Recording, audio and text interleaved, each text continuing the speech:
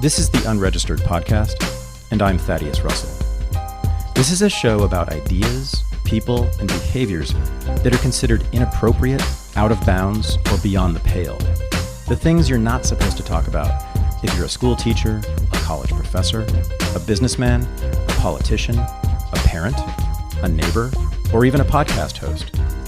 These are the things you're not supposed to say or even think if you're a good liberal, a good conservative, or a good citizen. Each week, I'll interview a person who has something bad to say.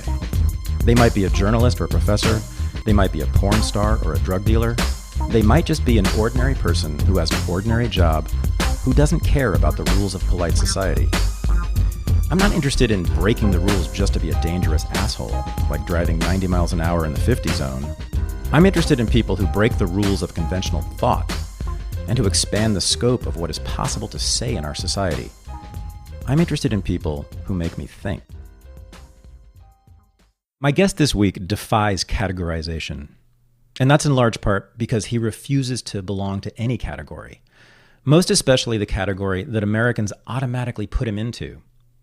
Now, whereas I'm a white guy who's always wanted to be black, Kmele Foster is a black guy who doesn't want to be black. When he and I started talking about race several years ago, it became apparent to me that we were developing a new way of thinking about what is really the oldest obsession in America. Everyone talks about how this country needs to have a new conversation about race. Honestly, and I'm sorry if this sounds arrogant, I think Camille and I might have started it.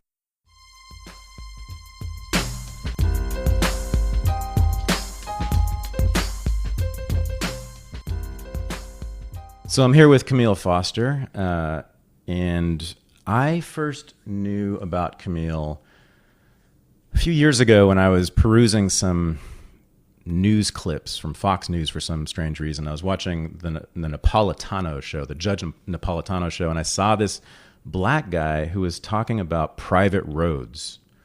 And my first thought was, wow, a black guy not talking about what he's supposed to talk about. How liberating, how odd. And I also thought, oh my God, he's a hardcore libertarian because only hardcore libertarians make the private roads argument. Who was this person?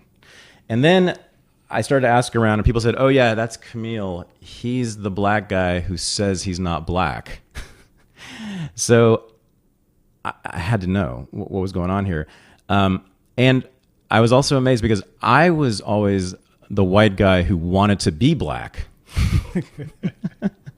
So, of course, we became good friends, which is an odd thing in itself. And I've always wondered, though, like, where did this come from? How did he come to this way of thinking about race and about himself? And the other thing I have to say is, whenever I'm with Camille, I just try to avoid talking about race because this is one thing I hate about the world I inhabit, which is that black people are always forced to talk about race and they're expected to talk about race, and you can't get a job in academia unless you write about race and teach about race, which I just despise. So I've always been, very careful waiting for him to raise the race issue, to talk about race, rather than raising it for him, because that is another thing I see white people do all the time. So having raised the race issue with Kmele Foster, all of the issues. At this point, I generally, when I meet people, I try to avoid doing two things straight away. The first is just telling them that taxation is theft, like first, straight out of the gate, in which case we do get to the what about the roads thing pretty quickly. And the second is I generally don't open with I'm not a black guy, just because it creates all sorts of confusion. Conversations get completely derailed, and it is the only thing anyone wants to talk about. It is sort of weird, though. I have constantly throughout my career, and I don't know what sort of phase of it I'm in at this point, but in at least the part of my life where I do a lot of media and I show up and talk about things, and occasionally people pay me to do it, I find that I haven't really wanted to talk about race most of the time. And I've tried my best to talk about other stuff because I have plenty of other interests. Yeah, I knew that about you. You said that early on, and that's another reason I try to avoid talking about it with you or raising it Well, anyway. with you, I actually like talking about it because you and we sort of do a thing where we're willing to kind of go into any number of weird and unusual places and unpack it. This room is perhaps a safe space where we can talk about things that other people might judge us harshly for. So, I think I've had some intellectual breakthroughs as a consequence of our conversations. Ooh, Not think, I know. So for that reason, I certainly I value it. But as you know, I mean, there have been those moments where I call or text you, and it's with a perspective that I am not sure is quite right or safe enough to articulate to anyone, even my wife, who at times just gets sick of me. Maybe I will talk about a weird thing that happened over the weekend. It depends on when this is getting released. A weird thing that happened over the weekend with your wife? A moment, yeah. But we'll come back to You're that. You're definitely talking about that. We'll come back to that, but. I don't know. I mean, should I do like the biographical thing? Yeah, you should. Okay. But let me. Now that you flattered me, let me flatter you. Okay. I won't stop you. And then we'll go to your childhood. Good. Yeah. So I've been studying American history for 30 years now, and professionally for 30 years, and with a particular focus on race. And I've written quite a lot about race in the United States, and obviously read a lot. I would say, this is for sure. In the last 5 years, I've probably learned more about race, or you've made me rethink my ideas about race more than anyone else, by far. There's no question. So, and actually, there's a review that I wrote of Elizabeth Hinton's book on the origins of mass incarceration for Reason. It's coming out very soon, which is very good. I've had a preview. Yeah, it's very good because Kmele Foster influenced a lot of it. Not all of it. I won't give him credit. I won't give him credit for all of it. But I don't even see the parts in it that I influenced. I mean, I agreed with all of it. That's for damn sure. But I mean, we can go over that. Great, excellent, extraordinary work that I am. To the extent I had anything to do with it at all, I'm very proud of that. Yeah, it's no. Good stuff. As I was writing it, and man, it was hard writing that one. It was really, I did a lot of work for that one. But as I was writing it, you were in my mind a lot, and you guided me to some conclusions that I wouldn't have reached if I hadn't met you. I am Thad's spirit animal. This is good. I like that. I'm fine with that. For sure. My work here is done. Yeah, but don't be shocked if I die during the middle of this podcast. I want to make it clear that he and I still have differences. This is not just like a circle jerk here of two guys, whatever that is. Is that a circle? I don't know. I think we could call What's it that a called? Circle. There's 4 hands involved. We can call it a circle. Oh my God. Okay. Yeah. I also criticized his podcast for being too homoerotic. So let's move on. Love is love, Thad. I think that's how I responded to you. I see. Yeah. Okay. All right. No. I think we still have some interesting differences, and I want to explore those now and hopefully convince you that you're wrong about them. Good. Let's go. Yeah, good. But first, what in the world is this when you mean, I know what you mean, but like, how did you get there? How did you get to this idea that you don't have to be black? Wow. There's a way of saying it, right? That's liberating in itself. Yeah. You don't have to be black. Wow. Huh. I get a tingle saying that. Wow. And you, Camille, don't want to be. Yeah. And how true is that, by the way? No, I know that the first part's true, but how true is it that you don't want to be black? And then what does that mean? Well, I mean, I could start there. It's definitely true. I don't want to self-identify on the basis of any race. I think that race is a concept that is particularly crude, and particularly pernicious, and historically incredibly divisive. And quite frankly, I just don't find any value, in the concept. So self-identifying on the basis of race, comes loaded with way too much stuff for me to be particularly interested in. And I mean, I'm sure as we talk, we'll probably talk about sort of the biology of race and the culture of race and all that other stuff. But as a rule, I'm Camille Foster, and I'm all sorts of remarkable and important things, and all sorts of things that I'm proud to be. And I've accomplished any number of things that I'm very proud of, and occasionally done some things I'm not so proud of. But The one thing I don't feel any sort of obligation to be is black. And we can sort of get into what that means. But I think, the origins of it come from some, I don't know if they're surprising places, but I know that there are a couple of explicit things that have happened. I mean, my family's I'm first generation American. My family's from Jamaica, and Caribbean Americans they're black when it's convenient for them, for the most part. There are plenty of times where they will sort of self-identify as black and talk about their president, Barack Hussein Obama, of course. And then there are other times where they will talk about those people. And those people are native-born blacks. And there are even contexts in which I will be in a room full of Caribbean American people, or actually we have our West, our African, first-generation Africans have sort of a similar pedigree here in this country. And, I'll be in a room full of immigrant first-generation blacks, and they will talk casually about sort of native-born blacks. And there's a them kind of component to it. It's the sort of thing where if you had the transcript, like just the transcript, you would imagine it was some sort of Klan rally. Not because there is like an intense hatred and an endorsement of hanging or lynching, but just because the otherness is so profound. So I've always kind of had a distance from kind of native-born black identity. That being said, I've grown up here in the United States, and as a kid, in high school, like most of the time, black. In high school, I was the president of this thing called the Brotherhood of Superstars, which was it was like the kid brothers to the Kappa Alpha Psi, which is this historically black fraternity. And you were remarkable and you were exceptional and you happened to be black. At that time, it was less like happen to be black, and you get to be in this special club. And there were any number of occasions where I would find myself in this situation where just being, academically accomplished at even a basic level, and being black, like immediately made me exceptional. Like being well read and being black, like immediately made me exceptional. And I don't know that there was ever a time in sort of that phase of my life, like freshman year through senior year of high school, where I didn't understand full well what was going on here with respect to being black and experiencing the other side of what George W. Bush called the soft bigotry of low expectations.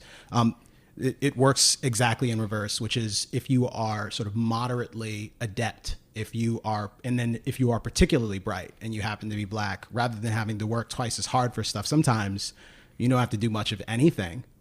You show up, you demonstrate sort of this basic aptitude, and you're thought to be a genius, an exemplar of any number of things, which I suppose is a consequence of a lot of complicated stuff, but is sort of a reality I lived.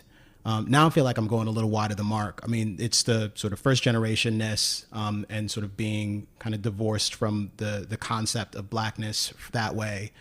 There is sort of the experience I had as a young man in high school, which again just kind of made it very clear that kind of blackness was this abstract thing that I could go in and out of as it was convenient for me.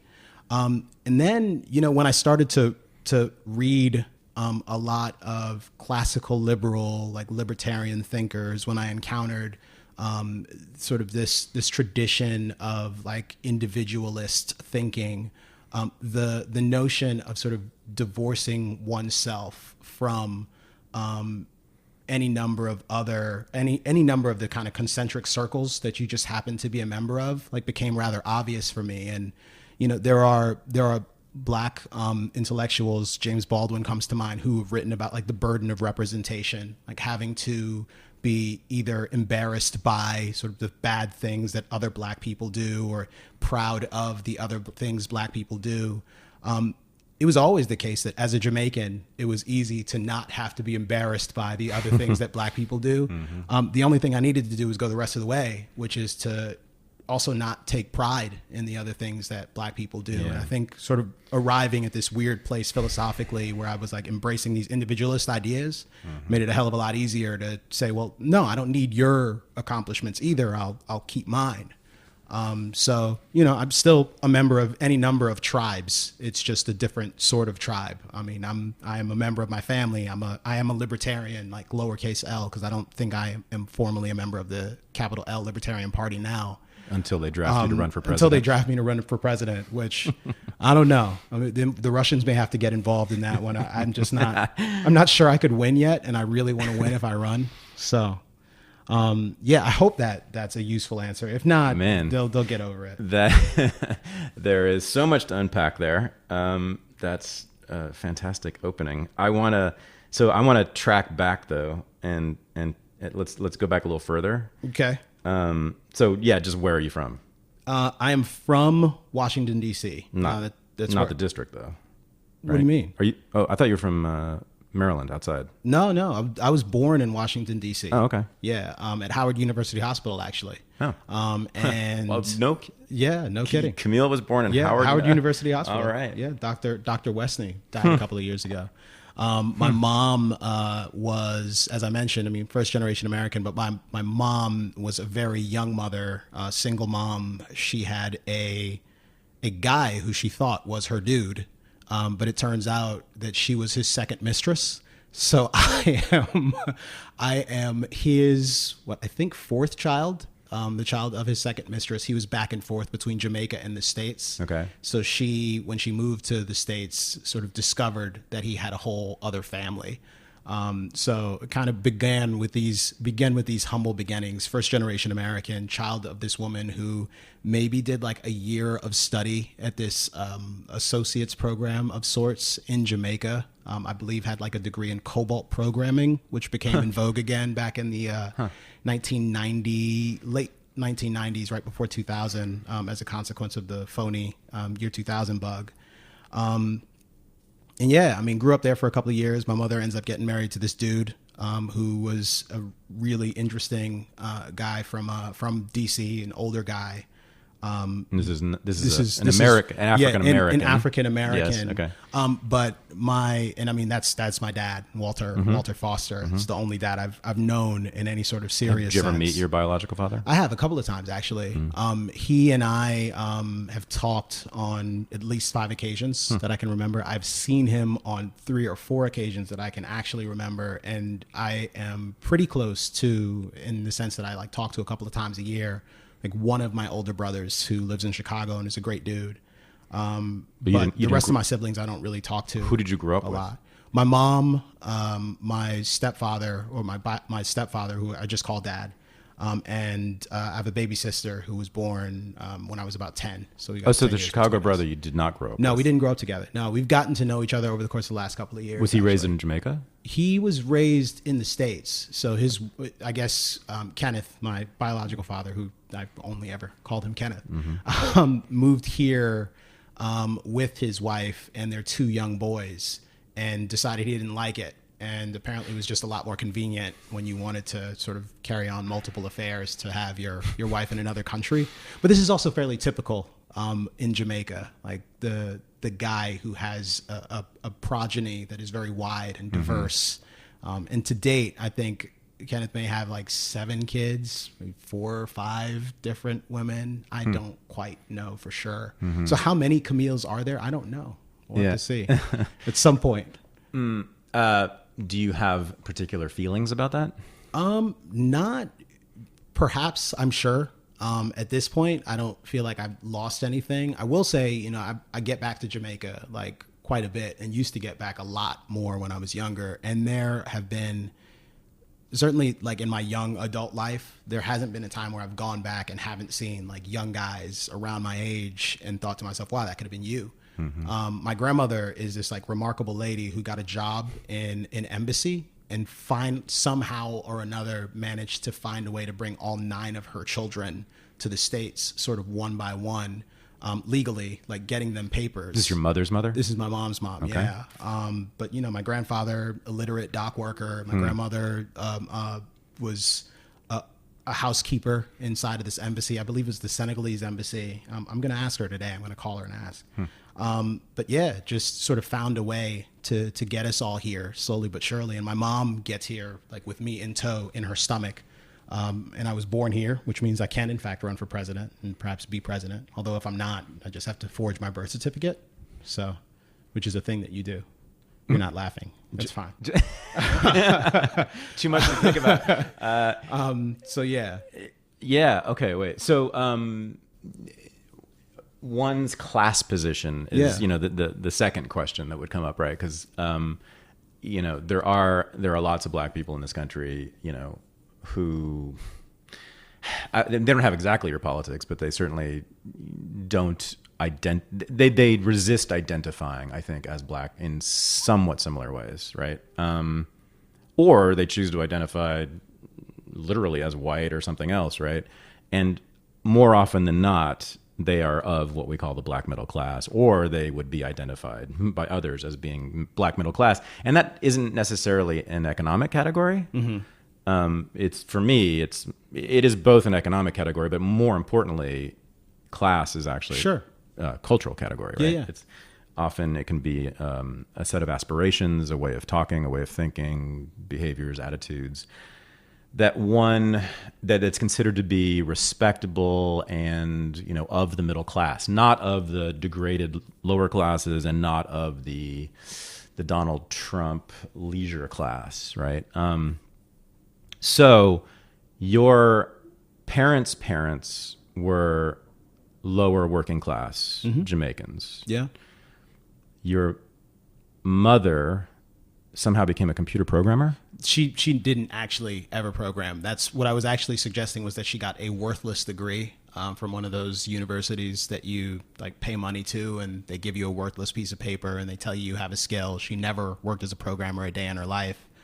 She went on to do any number of kind of administrative things at various places, and worked in a car dealership doing finance stuff for years. I think her last gig was at a contracting place, someplace in Maryland, because everything in Maryland, there are essentially 4 career paths in the DC metropolitan area. You work in politics directly, you work for some sort of government contractor, you are a lawyer, or you're a doctor.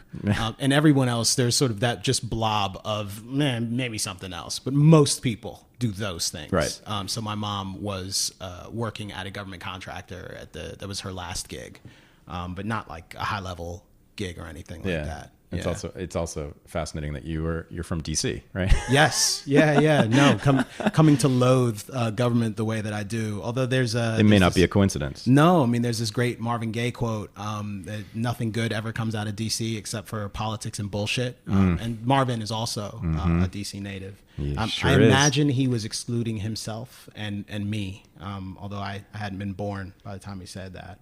I'm a big fan of his. Yeah, we're mutual lovers of Marvin Gaye. Yeah, you and I, for a lot of reasons. But so all right, so economically, I don't know what you would probably call her, like lower middle class or middle class or something. We did working class. It's all working class. It's but all but she's not decidedly middle class. But she's not working as a cashier at CVS, No. and she's not working in a factory. No, and she's making a decent enough living, I suppose. We grew up in a townhouse, a fairly typical home. We took vacations in Prince George's County. No, so my family moved from DC. We lived kind of in Columbia, and then we moved to Northern Virginia, and I was there until 5th grade. Okay. And then we moved to Gaithersburg, Maryland, actually. And I didn't went up in Prince George's County until I went to University of Maryland. But you told me about your middle school at one point. Yeah, middle school was in Montgomery County. Oh, Montgomery. That's right. And Montgomery County, so, I go from Ashburn, Virginia, which is now Ashburn is sort of synonymous with the internet. Yeah, I know about Ashburn. But Ashburn before the internet was cow pastures. There was nothing interesting there. Huh. And I was one of 2 black kids in the school. I was going to say, okay. Yeah, so I did have this, and this is interesting. I haven't thought about this in a while. I did have this weird experience where I went from elementary school in Ashburn, where I was one of 2 black kids, to Montgomery County, which even today is one of the most diverse places in the country, bordering Prince George's County, which is the most prosperous, predominantly black community in all of America. Famous. Where I would eventually move. Black capital. Or something. And there was a bit of a culture shock. Just coming from sort of rural Ashburn to suburban Montgomery County and going to school out there. But I was a kid, 5th grade, you learn fast, you make friends. Some of your friends happen to look like you. More of them could potentially look like you in a place like this.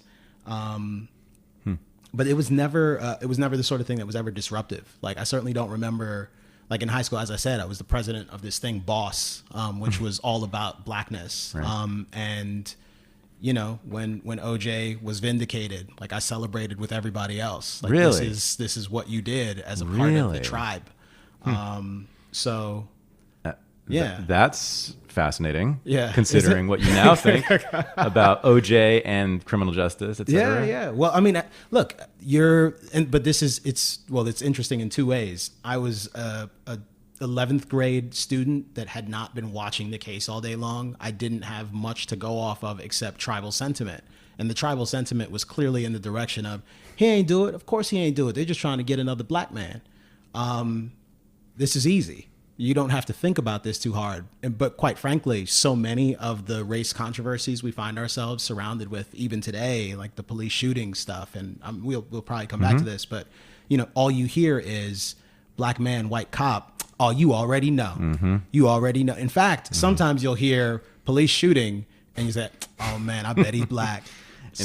In fact, what was that? I'm doing like my casual black scent while I'm sitting here. And unlike Matt Welch and Michael Moynihan, I won't point it out every time you do it. This is. I actually have a much better black scent than that. I code switch much better than this. But I'm doing this for effect. Yeah, I know. I know you do. Okay. It's okay. You don't have to prove, or maybe you do. Do I? Sometimes to anyone. I do. Sometimes I know you do. Yeah. Wait, why did you? Okay, here's a key question. Why did your mother choose Ashburn, Virginia?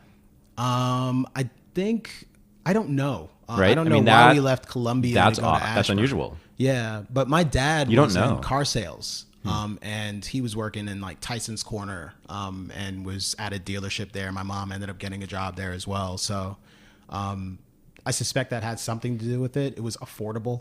It was far. There was like that long drive, where there was just nothing between like Ashburn, and eventually you get to Sterling, and then you get to Tyson's Corner. Yeah. Now that whole area has sort of developed in all sorts of dramatic ways. It's a big, bland suburb now. Yeah. So in Montgomery County, I think since you left, has become more and more black middle class, right? It is. Yes, there's a much more, a much greater concentration of minority groups, and I don't even know what the demographic breakdown is. My mother still lives there, so I do go back like fairly frequently. I think I saw this recently that there's a bit of an exodus from the district into Montgomery County by black middle class people. Yeah, that's interesting. I think so. And, I think it's grown. For a while it was Prince George's County. No, I know. But Montgomery too. Anyway, but when you were there, it was just more sort of just diverse broadly. Right. And so that was middle school and high school. And then went off to University of Maryland. I think I applied to 2 places because I just wasn't thinking about it very hard when I went to school. Yeah. So were you straight A's? No, it was like B average, like a little higher than 3.0. So when was the soft bigotry of low expectations? Well, that's just what I'm saying. Like I never did homework. It wasn't necessary. Like I was in like honors classes like all throughout high school. But you were getting B's. And B's, occasionally A's. It was the sort of thing where like you're taking tests and not doing homework. You don't really study. You are in class and you're paying enough attention to do well. But I mean, in one way, that's sort of an endorsement of how bright I am and how implicitly smart I am. In another way, it's also a condemnation of the public school system, which, I mean, when we were talking about this a little before we started, it is hard for me to remember sort of learning things in class.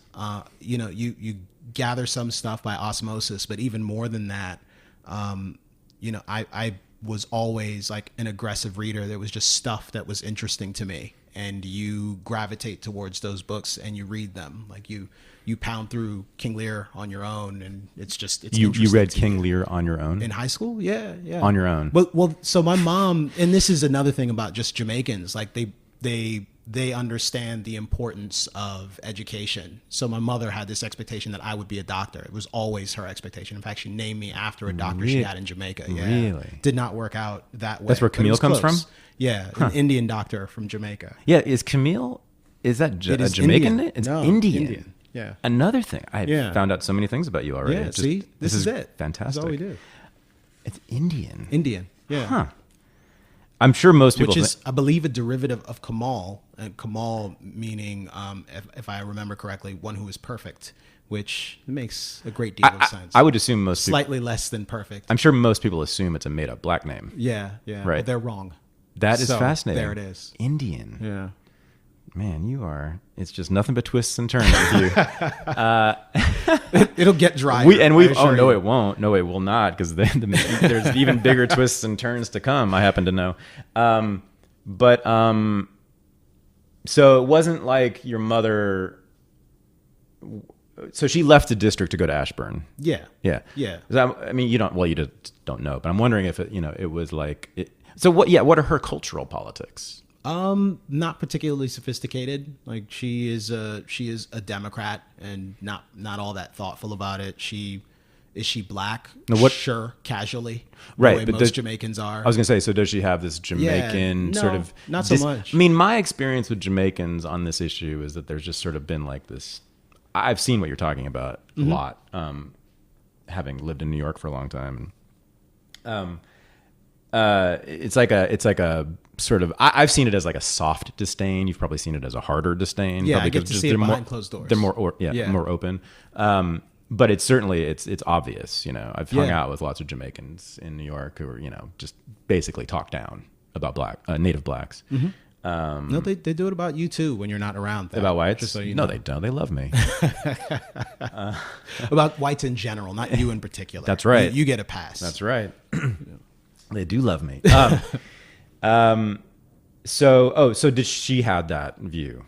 Sure. Yeah. I will say, I have and when I mention the individualist stuff, it probably starts with my dad, who was just this like strange, weird guy who, he's a car salesman. He gets along with everyone. He is incredibly personable. He always had an ability to sort of meet someone and just kind of get into this deep conversation with them about their hopes and dreams and aspirations. And he is a guy who was older. He went to high school prior to Brown v. Board of Education passing. He played semi-pro football in D.C., actually prior to the NFL fully integrating. And he's a guy who grew up with experiencing all of that, certainly had like his share of racial resentment and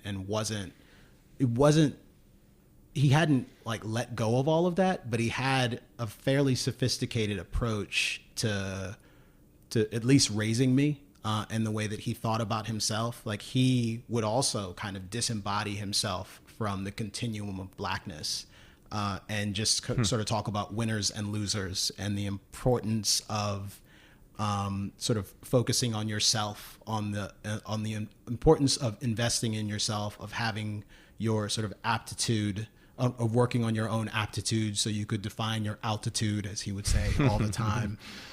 So I think there was always kind of an instinct that you have to go and do things. Nothing is going to be handed to you. And the combination of those two things, I think, sort of at least made it fertile ground for all of the kind of weird and curious ideas I'd eventually pick up, to sort of take root and perhaps to metastasize in the odd way that they have with me now. And he was a car salesman. Yeah. And he was good at it. He was pretty good. Yeah, it's actually how he met my mom. He sold her a piece of shit car, this old Toyota, this red Toyota Camry, that just would not work. And he kept coming back she kept coming back to the dealership with the car, and eventually he convinced her to go to dinner with him. And I mean, he was punching way above his weight there. Like, there's like a 25-year gap in age. Oh my God. Mom is this like gorgeous, high yellow, red bone is perhaps the word, woman with freckles. And, he's an older guy with a hat and a little bit of a chubby belly, and he still managed to win. He managed to get it done. 25 years older. Yeah. Oh my. Yeah. And he clearly he's a car salesman. He was not rolling in it by any stretch of the imagination, and never was. But yeah. Confidence will get you far. And he was always working. Always working. Yeah. And your mother was always working. For the most part. My mom had encountered some unfortunate health stuff in recent years, and hasn't been working for most of the last decade or so. but I'm when you were fortunate to be in a position to help her out now. But when I was growing up, she was always working. Another stereotype of Jamaican Americans. Yes. Is that they work. That they always work. Yeah. Always working and working like 5 jobs. Mostly just one job for her. She did always want to open a restaurant, though, a Jamaican restaurant. So there was at least that. She's into food? All of my family, great cooks. What happened to you? You throw me out of the kitchen. Yeah. Like, you show up in the kitchen and just get out. Camille don't know shit about food. Yeah. No, I don't know anything. I found out when I know caviar and seamless. That's rub funny. on. That's too bad. Yeah. It's the only thing I don't like about you. It's okay. We're teaching you, though. My son, well, at least my son is teaching him. He's a very good cook. Yeah. So what's your dad's name? Walter. Walter, yeah. Yeah. And he's not alive anymore. No, he passed away some years ago. Yeah. And he grew up. So let's see. He was born like what, in the 30s, 40s? Sounds right. So he's growing up like in the 50s in DC, segregated DC. Yeah. Went to Stonewall Jackson High School. He played for a team called the Washington Stonewalls. So the public high school in Washington DC was called Stonewall Jackson High School. I didn't know that. Or they would just the team was called the Washington Stonewalls. Don't get me to lying, as they say. And it was a black school, right? Yeah. And didn't he have he had a serious run-in with the cops, right? Oh, it wasn't. So this is not the cops. No. So you're talking about him getting shot. Yeah. So see, look at you. As a black guy, you presume he got shot by the cops. No. He went to a party. I do know about black on black. Yes, I've heard of this. Yes. He went to a party in DC. I've only heard the sanitized version of this story. I am confident that there is more to the story. He was apparently messing around with someone else's girlfriend. Mm-hmm. There had been an altercation, some sort of physical fight, and he beats the guy up and thinks it's over. As he is walking out into the parking lot, some guy shoots him, and he suffers pretty significant injuries, so much so that he ends up having to take insulin for the rest of his life as a consequence of it. And later in life actually told me that he did have a gun in his car as well. So the expectation was, had he been able to get to his gun, he probably would have killed the man, in which case he might not have sort of been around. So in shooting him, the dude perhaps saved his life. And saved yours in a way. And kind of saved mine, yeah. Right? I mean, look, I know for sure that I wouldn't be sort of who I am, like, absent his influence. For all of his flaws, he was hardly like a perfect dude. He similarly had a couple of kids from a couple of different relationships, and had sort of very different, weird relationships with a lot of them. I got a tremendous amount from him. Was he doing that? Was he doing that when he was with your mom? No. Not that I'm aware of. That would have been very strange. Again, he could not have done any better. I'm sure he was well aware of it. So I don't think there was any of so that. What did you get from him? Well, I mean, just that self, that sense of sort of purpose, a determined belief that I was capable, like me in particular, was capable of doing just about anything. To the extent I have, a lot of confidence today. It's stuff that he like really worked to cultivate. And he himself had confidence. Yeah. So he modeled it. Yeah.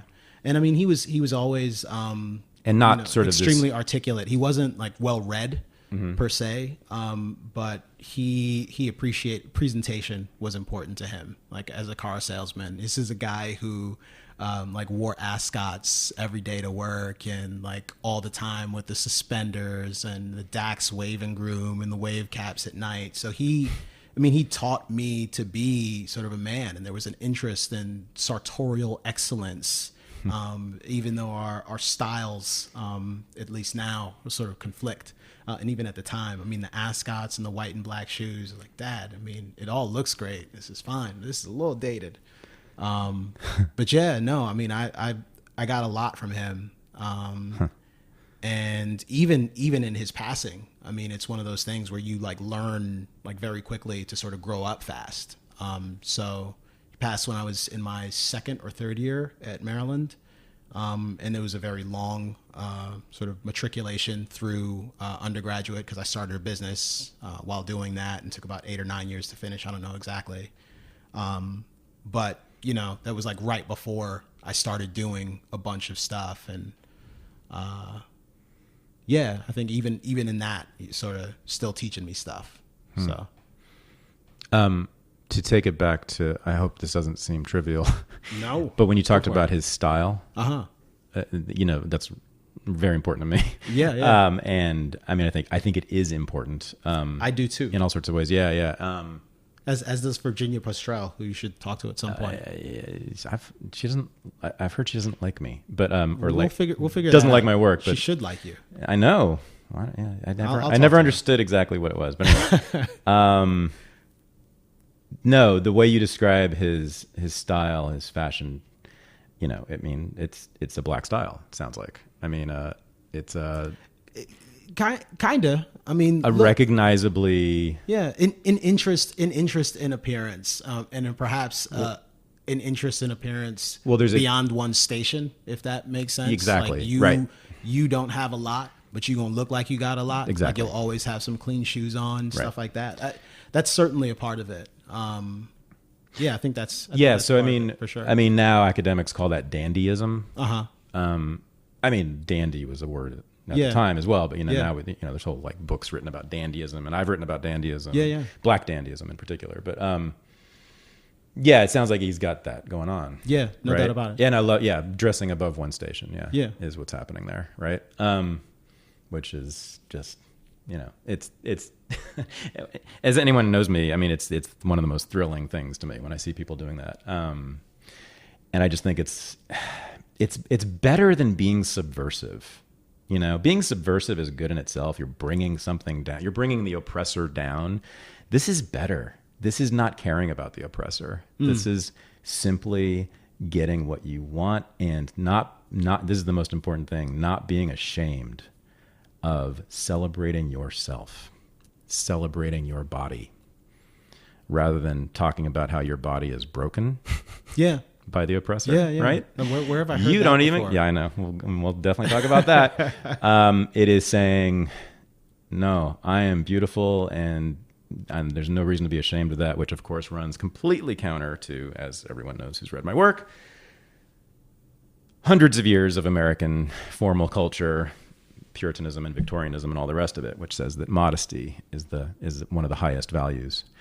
But that's also really interesting in terms of understanding you, because there's just so many. So there's so many interesting. I wouldn't call them contradictions. It's just you're so complex and unpredictable. I'm sure you get lumped. I know you get lumped in with the quote black conservatives all the time. You get called that, right? Yeah, it happens. And I was going to talk about this later, but I guess this is a good time to do it. I mean, when I think of black conservatives, the black conservatives, all 10 of them, whatever it is. Maybe a few more than that. I mean, there's 10, like well-known ones, and then there's I've known personally like many others who are not famous, but they are. I think, I can't think of one who isn't like this. They're all thoroughly assimilated. And what I mean by that is that not just that they speak, quote, proper American English, which you do mostly, but they also dress like standard businessmen. There's none of the dandyism. And I'm sure... Well, I know many of them have written about this or talked about it. They disdain that. They disdain the dandyism of blacks. But that's one of the things I love the most about you. Although I was worried when I first found out about you, because I don't think you did have kind of the style you have now. Well, 5 years ago, right? When we met, I mean, I was doing television, and no, so this is no. You had not started the Independence yet. Okay, that was pre-Independence. You weren't doing anything, but I think. Well, I was doing things. I mean, you know what I mean. You weren't doing. You weren't I had doing the media. telecom You were, company. I was doing media occasionally. I'm saying in media, Yeah, you weren't yeah. doing much. Yeah. Well, it is interesting. Yeah, I suppose you had a pretty It's straight. fairly basic. Yeah. I mean, it was like nice stuff. Yeah. It was always nice stuff from nice places. But now you're a dandy. Yeah, I suppose I'm like a super dandy now, which is weird. I know. Because when I started doing the Independents, I was at a place where I was very interested in sort of cultivating a fashion palette. So there were blazers and pocket squares and lapel accoutrements and all sorts of cool stuff, and stripy socks. And that is fine for a while, and it's fine when you have to do it essentially every day to be on television. And it needs to be varied enough that it doesn't look like the same thing all the time. And look, this is the first thing I didn't realize when I went to do television every day is deciding not to be a black and gray suit guy is going to get very expensive very quickly, because you need to vary all of the many blazers and everything you're interested in. But once I stopped doing it every day, I suppose I redirected a lot of those energies into kind of more urban, like street, casual wear. So I have like a sneaker collection now, and like a passion for all sorts of weird Parisian brands and fashions and stuff too. Some of which is, hip hop, and others of which is it kind of toes the line a little bit, and is just kind of fashion-y, I guess. But I mean, I could talk about like the brands I'm into all day. It wouldn't be all that interesting to anyone else, perhaps. Yeah, no. So, I mean, that's, so you are very much not a black conservative in that way. And you're also not a libertarian in that way. Another thing I just love about you, good God, libertarians, clean up. Yeah, people. well, that's another thing. I mean, they're better now. They're definitely getting better. Yeah, I can't claim to be alone in that. I mean, the one thing is I see for a lot of the ones that do actually have an interest in this, they actually do it wrong a lot. Of so course. there's a lot of like fuchsia ties and all kinds of other stuff. And I get it. I get that you're trying to do a thing. It just is terrible. Like, you should stop that. Yeah. You'd be better off in a black suit and a red stripy tie. It's all you need to do. Yeah. So you stand out in those crowds in more than one way is what I'm saying. Cause yeah, I appreciate that. There are, anyway. That's part of the goal too, though. I mean, who doesn't want to sort of seem remarkable aesthetically? Like I do. What do you think mean? even people who don't necessarily know how to are interested in it. What I'm saying, Camille, is that's a black thing. Is it?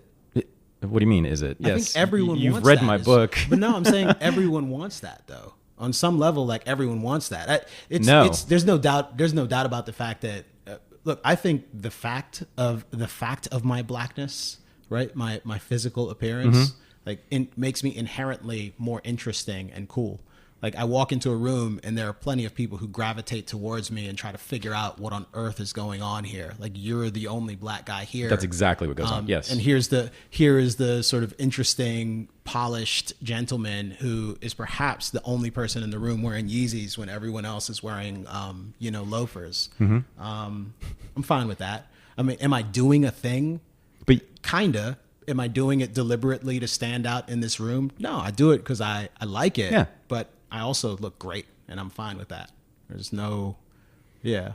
Your point though, I think you said, doesn't everyone want that? I think so. And you just I just don't think everyone demonstrated that that's not true I don't because know you that said that everyone has the ability to do it. Oh, the ability. Right? It's because it requires a little bit of bravery.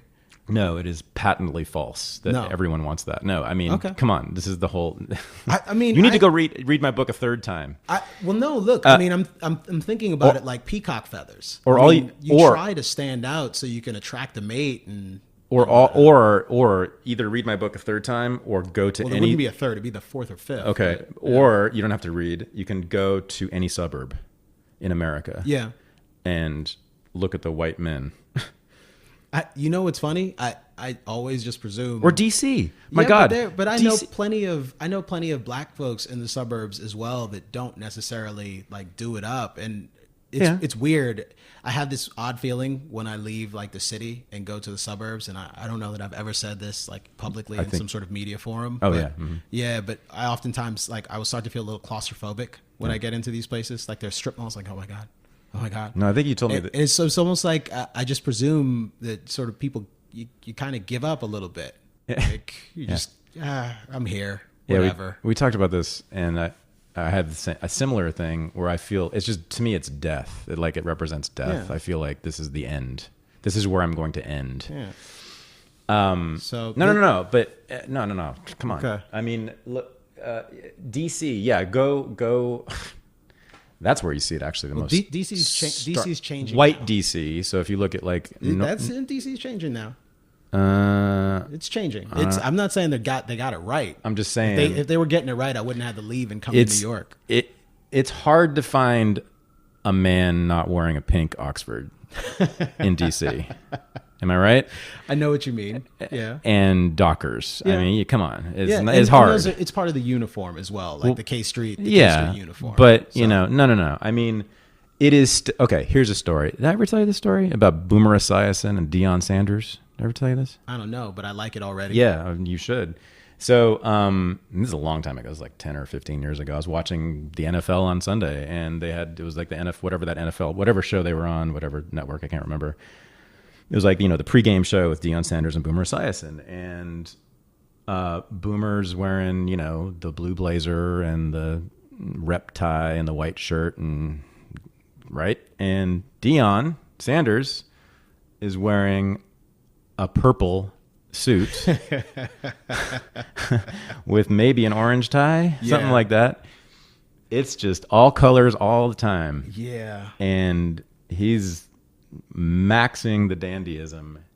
And at one point, Boomer just stops and looks at him and says, "Deion, you're not supposed to wear that on television." Well, I might have said the same thing. Like, that's like there was that sort of whole era. Oh wait, what do you mean? There's that whole era of like the big like Steve Harvey suits that were like brightly colored, like the 5-button single breasted, like sort of weirdness. Which some places you put that and I was like, oh man, you doing it? Yeah, I was never ever interested in anything like that. It's the pimp style. Yeah, I was always a little more conventional, perhaps more conservative. Conservative. Okay, it's a particular dandyism that you don't like. No. Okay, but it's still dandyism. It is dandyism. Right, and my point is that Boomer represents a lot of America. Yeah. When he said you're not supposed to be a dandy. Yeah. That's all. Yeah. Right, and meaning that most of America does not want to stand out. Yeah. Does not want to be the peacock. Yeah. So you're wrong. Okay. That everyone wants that. All right. And it's very racialized. And I don't mean biologically, of course. I just mean that black working. This is one of the hallmarks of black working class culture since slavery, even during slavery, right? That right? Because I've written about this. Slaves dressed above their station often. Sure. There was lots of complaints. We have records of people complaining about slaves dressing above their station, and that continued after slavery through Reconstruction. And the black dandy became a major figure in American popular culture. Yeah, so I mean, the black dandy's always been set apart from white culture. I mean, the white dandy has been seen as oppositional to white culture, to the dominant culture. So it's just, so you're just wrong. You're just wrong that's what everybody wants. Now, I think. So let me push back a little bit, and perhaps this will get us into sort of a narrower conversation about like culture and race. I mean, there's sort in the abstract, like every man like wants to attract a mate. Every man like wants to be ripped and chiseled. Now, granted, it's also the case that most men will go and grab like a burger and will eat it. And there are plenty of men who will like skip the gym dates and you develop a pot belly, and most dads have a dad bod, right? That doesn't mean that if they could, they didn't have to work particularly hard for it, apparently. Like they would prefer to be Tom Brady. Like they would, because they would rather be with Giselle. But or maybe not that they'd rather be with Giselle, but they'd rather be fit. She's too bony. Well, this is for me too. And a little bit horsey faced. I think that's who Tom is talking to, so that's why I use that example. But you get. What I have a black man's taste in women, as you might know, as you do know.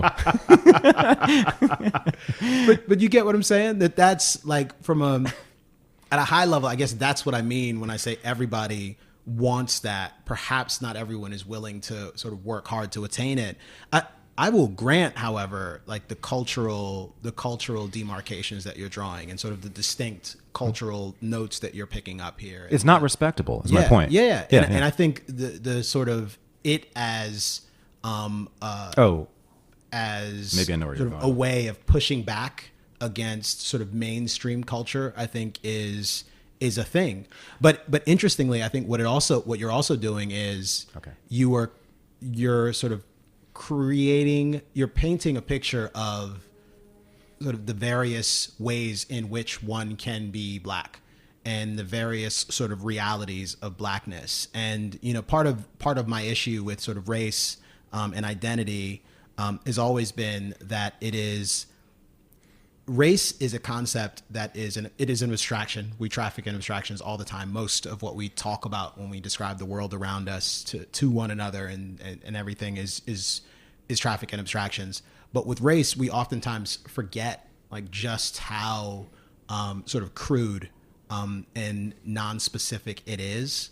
And we attribute a great deal of sort of power and specificity to race that it doesn't necessarily have. And I don't even mean just in a scientific sense, just in a collective sense. I mean, the fact of the matter is that a dude from Harlem and a dude from Queens are different in dramatic ways in some respects, even if they're both black guys.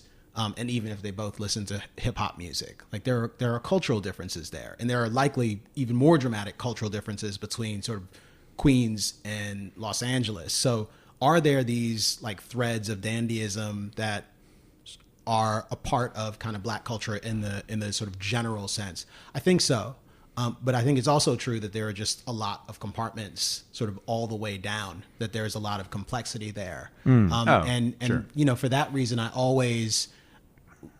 Clearly, a conversation like this one, in any conversation, you will traffic in the abstractions because it's useful and it's helpful. And you are, in fact, kind of describing a thing that exists. The trouble with race is oftentimes we forget the abstract nature of the thing we're talking about. And we begin to think that we're talking about sort of a concrete, particular people, a concrete racial identity. Like blackness is a thing in a way that whiteness is not. There are not people, with a few exceptions, there are not people who are proudly professing their whiteness. There are people who are proudly professing their blackness. And as a result, sort of blackness has a bit more, the demarcations there are a bit starker. The sort of vibrancy of black culture as an explicit thing is much more tangible than say white culture is.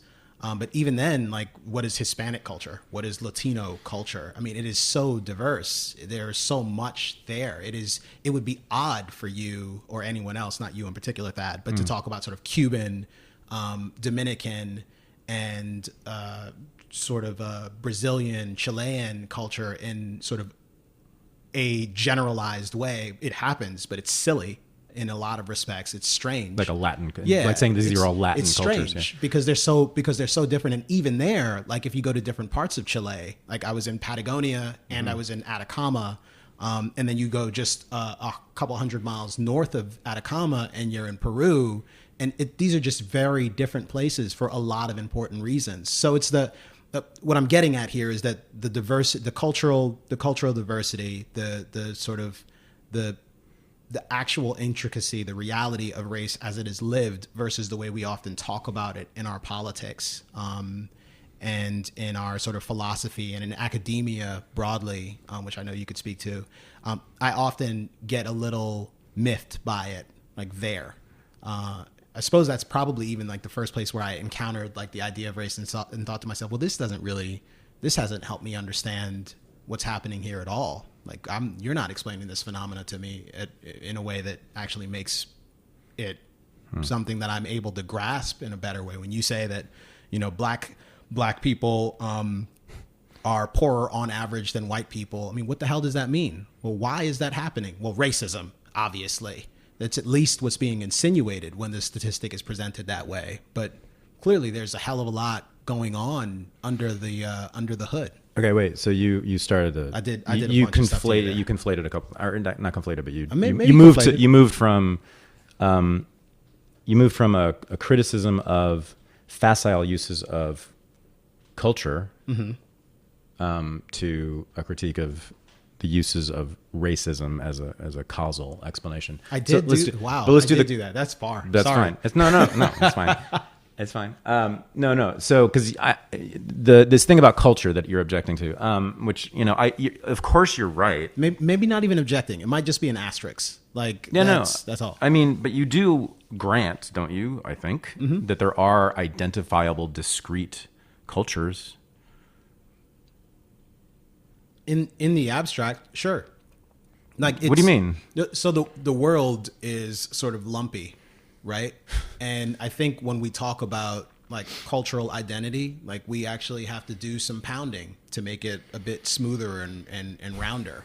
That is what we're actually doing. We're taking all of the lumpiness of the world, all of the discontinuity, and we are making it smoother and understandable. So yes, in that respect, I think we can talk about culture in that sort of way. Okay, so when I said your dad, the way he dressed was a black thing, I think is what I said, right? Yeah. I knew as it was coming out of my mouth that I didn't think you were going to get angry, but I knew that you were going to have some kind of negative response to that. I mean, that's what you're talking about, right? Because kinda, but I don't. So what do you want to say about your dad's clothing? I mean, I think he was sort of the desire to. It wasn't just Walter's choices. Yeah, the desire to look good, right? The desire to look good, even if it costs you a little something, even if it's breaking the bank, so to speak. Yeah, but his conception of what looks good, comes from where? I mean, it's cultural, right? It's learned. Oh, okay, good. Yeah, I'm willing to. But I'm willing to acknowledge that. Learned from which culture? But I think this is just it. That what we call these cultures, I think we can is debatable.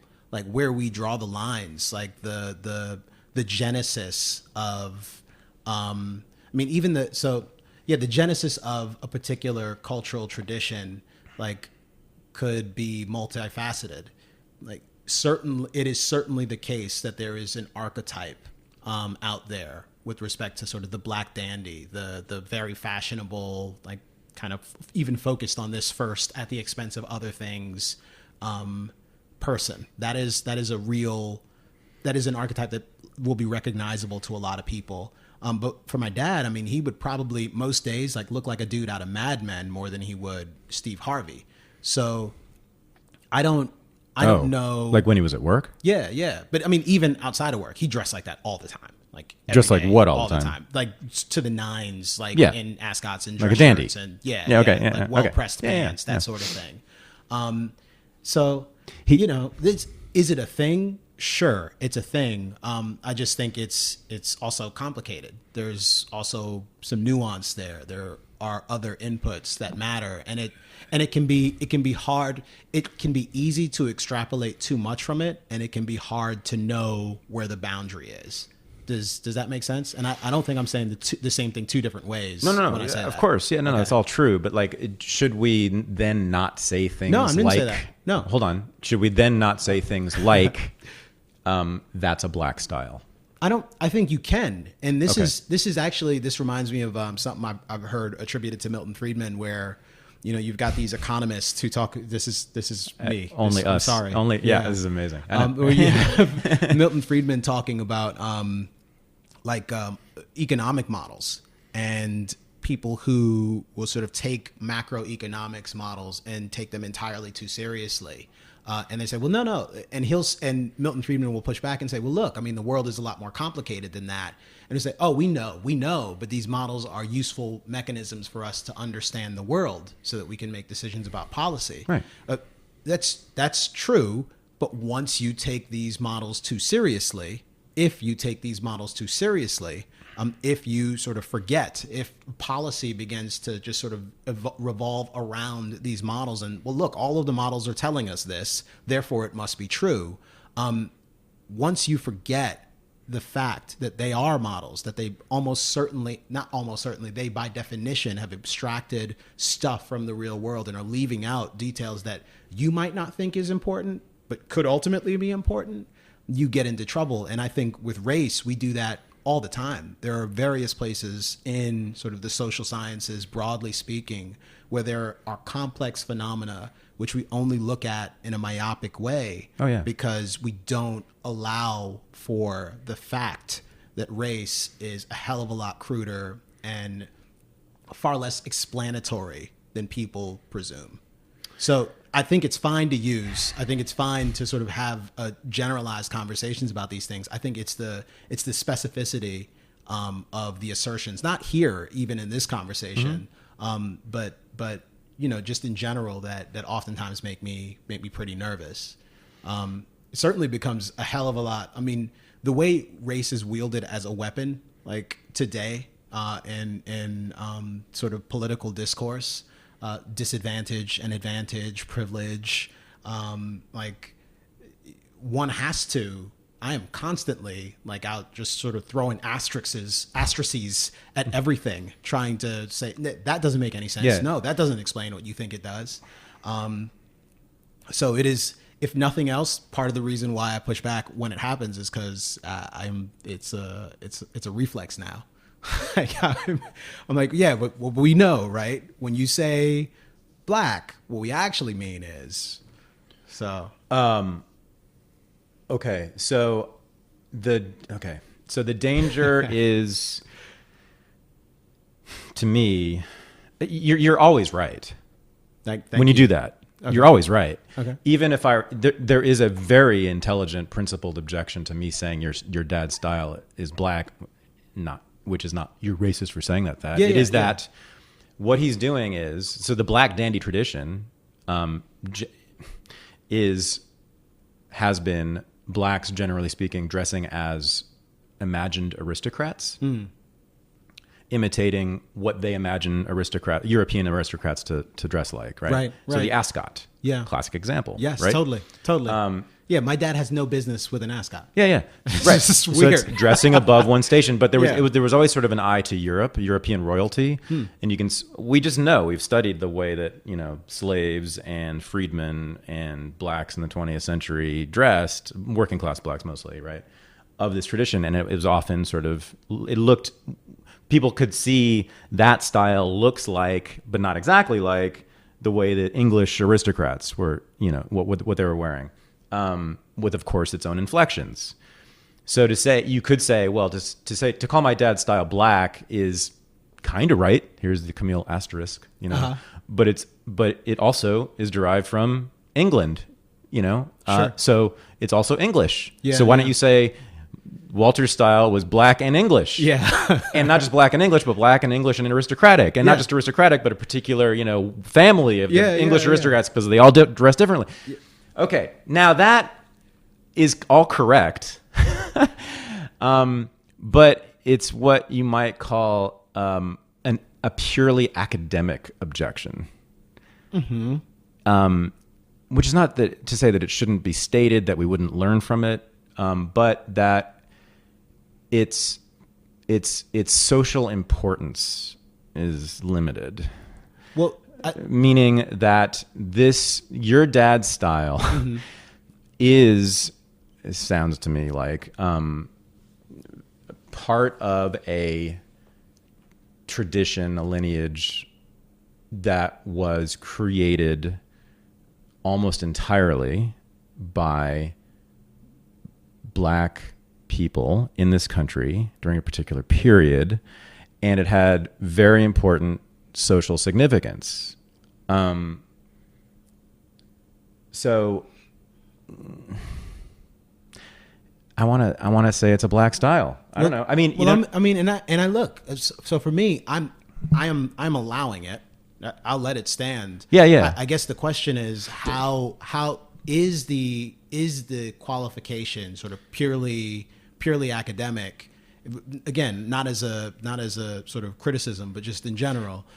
Or, in a world where we talk about things like cultural appropriation, there you go. Is it useful to continue to point people to the reality that all culture is appropriated? Yeah, I was going to say, so then what happens is, after identifying this as a, quote, black style, academics and all sorts of other people do all sorts of other things with that fact that you don't like and I don't like, right? One of them is, this is a black style. Yeah. That means that you can't. We did it, and this is ours, and you can't do it. Yeah, except no. I mean, even there was someone essentially was the first person to do this. 2 or 3 other people did it with them, and eventually there was maybe hundreds and thousands of people all over the place doing it. I'm just saying, it was always someone else's. Right? I'm just saying there's what I would say is a fact. Yeah. That this is a style that was created by black people in the United States during a 150-year period. Okay, that's a fact. Boom. Everyone, we all agree on this. Okay. Yeah. You and me and DeRay Mackison and everyone else, right? We'll have to check with him and the critical race theorists at Columbia and everybody. Yeah. What then happens though is that fact. There are political uses. Yeah. That people use it for political reasons, right? And that's when we really have problems, right? And I mean, there's also the sort of culture as sort of as a source of dignity. That other reality is another thing that I am constantly sort of bumping up against, and I find repugnant and honestly just quite dangerous. I mean, generally speaking, and there's a lot of reasons why. I mean, I think once you have sort of intense like tribal identity that manifests itself in a way where you're sort of creating all sorts of mythology about your people and all of the things that they have done, and how you have sort of inherent greatness because you come from kings and queens.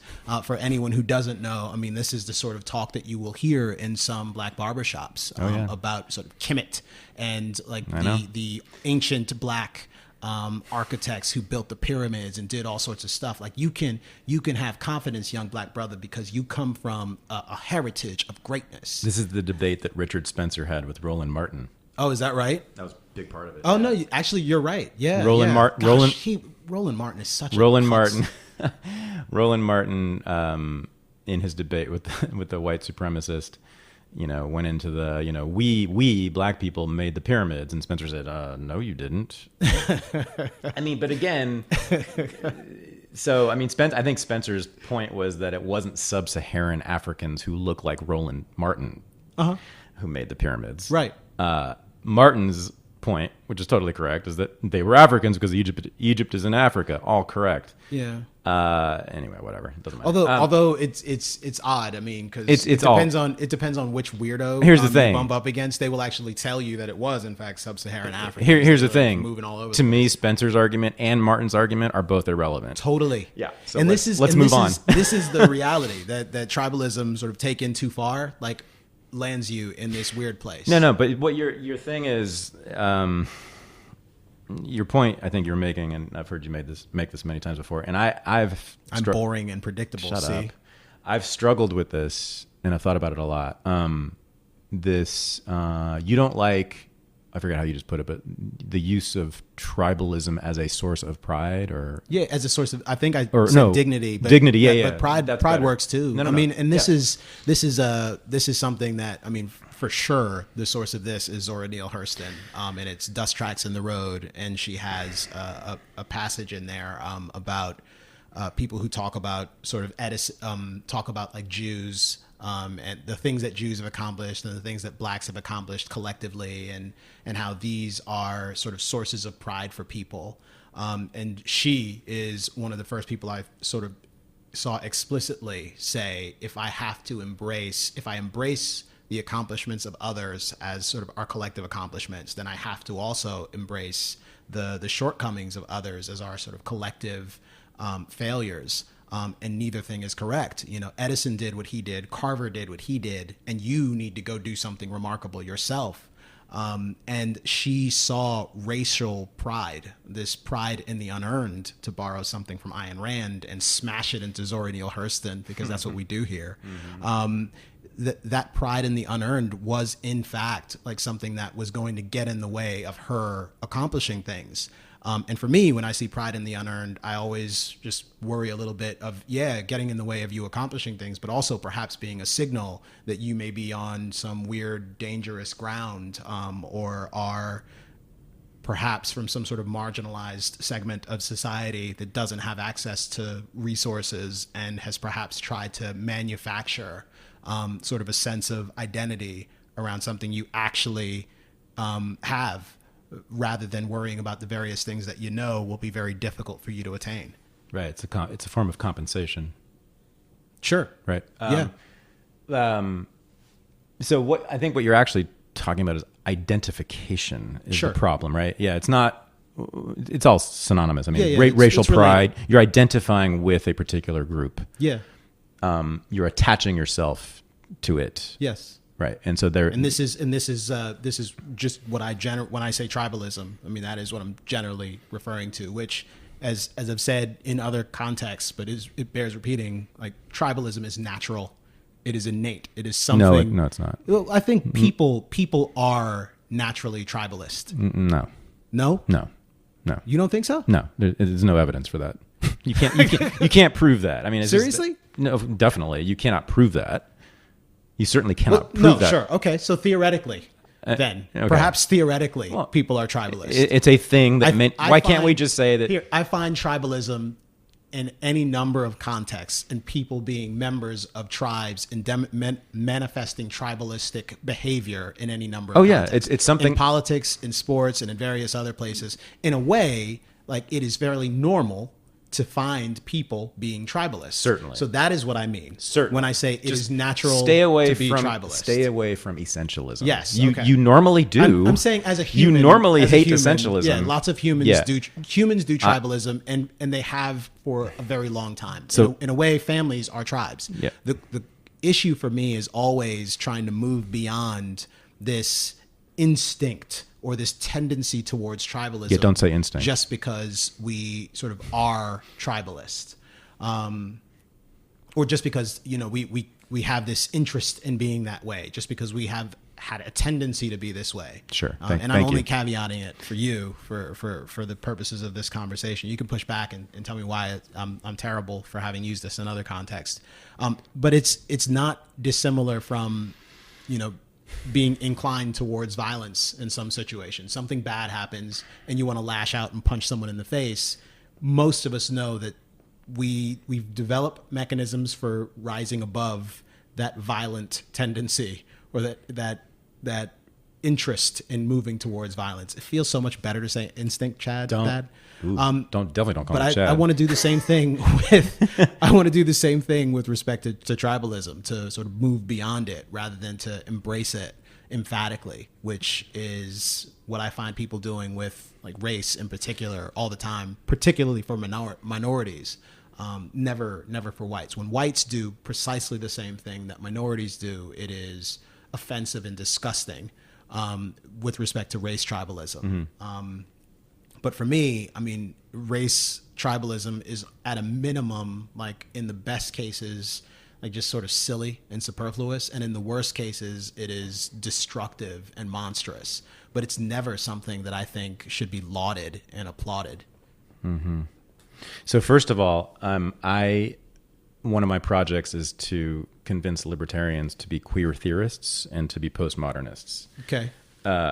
In one way, I know. In one way, I think I've told you this before, but in one way in particular is to always attack or question, reject essentialism of all kinds.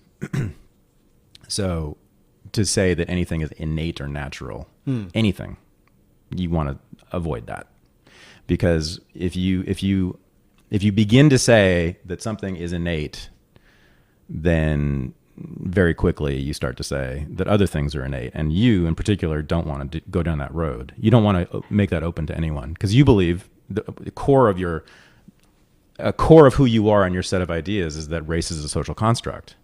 So that concept comes out of postmodernism. Yeah. That concept. Yeah. Listen. Okay. So that's a 1970s, 1980s academic postmodernist concept. Yeah. Right. Which which may or may not be completely true, but we should perhaps go on and then come back to that. Yeah, this may even be a part 2. Yeah, well, so that was one of the most. That's, to me, that is probably the finest accomplishment of academics ever, as to that whole movement to denaturalize all these things: gender, sex, sexuality, race, right? Because until then, you were born into your destiny. That's the way everyone thought of these things, right? If you were black, you were going to end up in prison, or you were going to end up as a sharecropper. If you were Irish, you were going to end up a drunk. If you were a woman, you were going to end up being a mother, right? And I mean, we certainly saw like a lot of, especially on the sort of the progressive side, like excess in that respect with eugenics. And, well, actually, that's a little more complicated, because eugenics was not off. Sometimes it was, but usually it was not attached to race. It was, they actually believed that within races there were inferior genes. Right. Even the Nazis believed that there were Aryans who were born with inferior genes. But anyway. Right. They still believed that genes were destiny. That's true. So they were essentialists in that way. So a movement began, during World War II with anthropologists, Margaret Mead and Ruth Benedict in particular, two anthropologists, American women anthropologists, who, traveled the world and saw all these different cultures, right, that looked so different. And the way these little societies were organized, they would go to Micronesia and look at these islands and the way people are organizing their societies, and found that women on this island acted very differently than American women, and from women on that island, and men, here were very effeminate and over here were very masculine, et cetera. And they said, hey, where's the biological determinism? I mean, this seems like people are going in all sorts of directions from where they were born. It was a very liberating moment, and it was combined with, it was coterminous with World War II, the fight against fascists, who were the arch racists of the time, who were the arch essentialists of all time. It wasn't just race; they also believed that women had this biological destiny to be mothers, etc. And then it became, by the 1960s, more or less the dominant position of academics. And then by the 1970s, it became the starting point for what we now call postmodernism, French ideas, Foucault and others, who started to say that, yeah, it's all a social construct. Everything is. Everything is text, right? Everything is language. There's sensation, light comes in through our eyes and sound comes in through our ears, but it's nothing. It's meaningless until we make it into something. So until we start drawing lines around things, making categories, and saying that thing, those points of light that are coming into our head, that's a tree, right, or that's a bus, or whatever it is, right. So, but socially, politically, to me, that was enormously liberating for humankind, because it said, right, that you can do whatever you want. Yeah. Well, I'm having sort of and this is an important qualification for anything I might say here. Now I am outside of my wheelhouse. This is stuff that I do not know, but it actually well. I'm happy to discuss it. But what's amazing about you is that it is your wheelhouse. You just didn't know it. I mean, well, perhaps not. I mean, and I've actually found myself doing this too in some ways. Like, you've developed this whole line of thinking that is parallel, or basically the same as all this academic work that's being done. You just didn't know it. So it's odd though. You use slightly different language, but it's the same. But I also have questions about it, because with respect to race, the reason I offered that qualification, we can perhaps unpack this a little more later, is because, one, I mean, there are still people who are doing work to better understand population diversity. So the fact that there were some black people some humans who stayed in a certain part of Africa and did not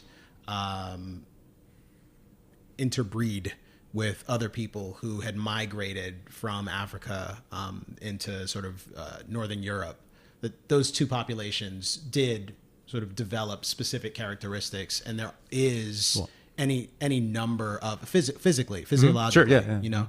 But there will still be any number of sort of differences in terms of the frequency with which we'll see different, genetic patterns or whatever else. So to sort of talk broadly about sort of geographic diversity and the fact that a particular population might actually have sort of a higher propensity for, say, hypertension or something like that is not crazy. And if one were to say on average that, IQ scores for a particular racial group, this is where it gets scary, right? IQ scores for a particular racial group are sort of lower or higher on average. Perhaps, maybe that's true. And maybe there's some sort of genetic link there, but because we still don't know a great deal about sort of IQ and genetics and all that other stuff. Right. I mean, there are questions there. So for me, like, race is a social construct. Largely, absolutely. Certainly the way that we deal with sort of blackness and whiteness, like on a casual basis, day by day, it has much more to do with sort of what we perceive as differences as opposed to sort of genetic or biological diversity, sort of in a very specific and concrete sense. But for me, I could also, like, all of my arguments are mostly still the same, even if it comes out that someone were to say, well, no, I mean, look, we see that when you have a certain amount of melanin, like, IQ points on average are going to be a little lower. Like, I would make all the same arguments and I wouldn't much care, because that would still be a somewhat arbitrary way to go about creating groups, to go about self-identifying, to go about hiring for a job or any number of other important things. Because at best, you're talking about averages, and quite frankly, there isn't a hell of a lot of evidence to suggest that it would be particularly meaningful anyways. So it's not much of a qualification, but it at least admits that there are questions that have still yet to be answered, and questions that in many cases are actually dangerous to even ask and research and investigate on college campuses, which I think is a problem for any number of reasons. As Charles Murray will tell you. So the easiest way to attack this thing about IQ, which has been done, and it's what I certainly say, is that IQ, who invented that? Agreed. Where does that come from? God? Agreed 100,000%. Does it like grow out of the earth? Is that natural? Yeah. Hell no. It's obvious. Yeah. That's obviously a social construct. Yeah, absolutely. Right? Which is why we see all sorts of weird effects. Yeah, it's a measure. It's a scale invented by particular people or particular time, particular place for particular reasons. Right? Yeah, okay. Yeah. So come on. What does that mean? Are the people we call blacks more likely to develop hypertension? Yes. But it's so like relative.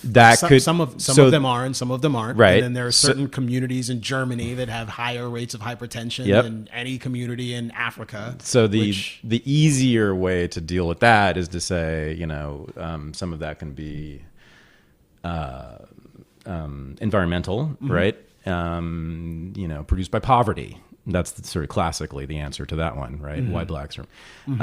But the deeper postmodern answer is, what is hypertension, right? That's a concept. So again, you measure someone's blood pressure and you see you put a device on someone's arm. Right. And you see a number appear on that device. Okay. And then we say that is hypertension, right? Right. Okay, so the device was invented by people, not God. Yeah. The numbers invented by people, not God, right?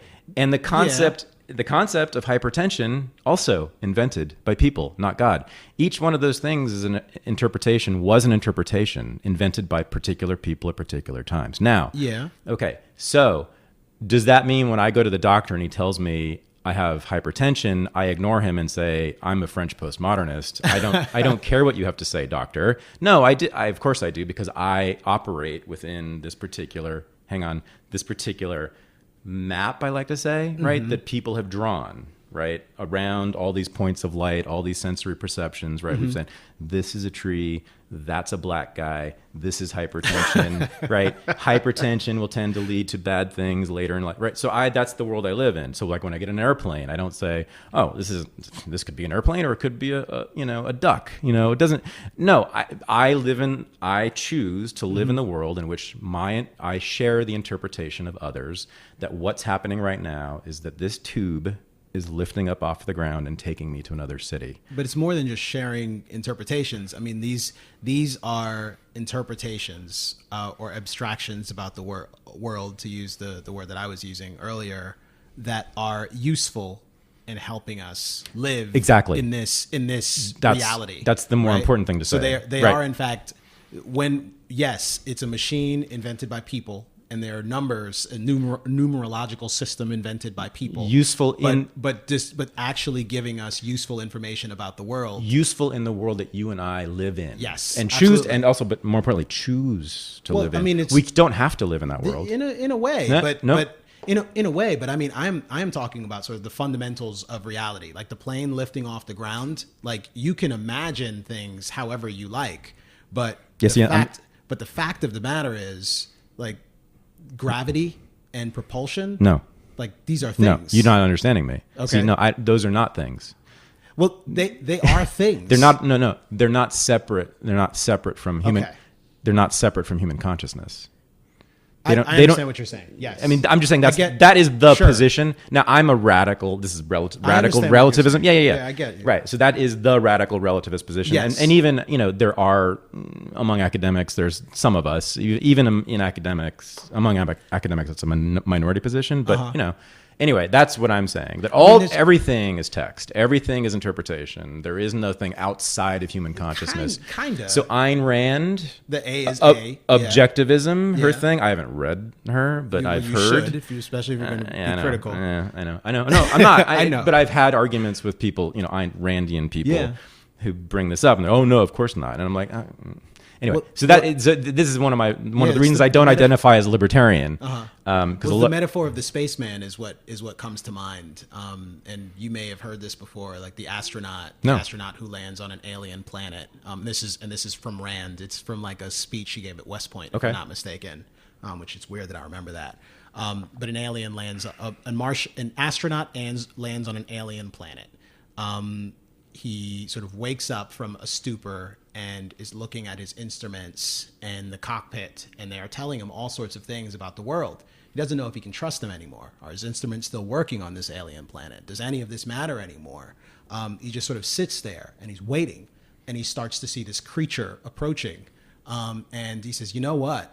I don't know if my equipment works anymore. I'm just going to ask this creature who's approaching, like, what I should do.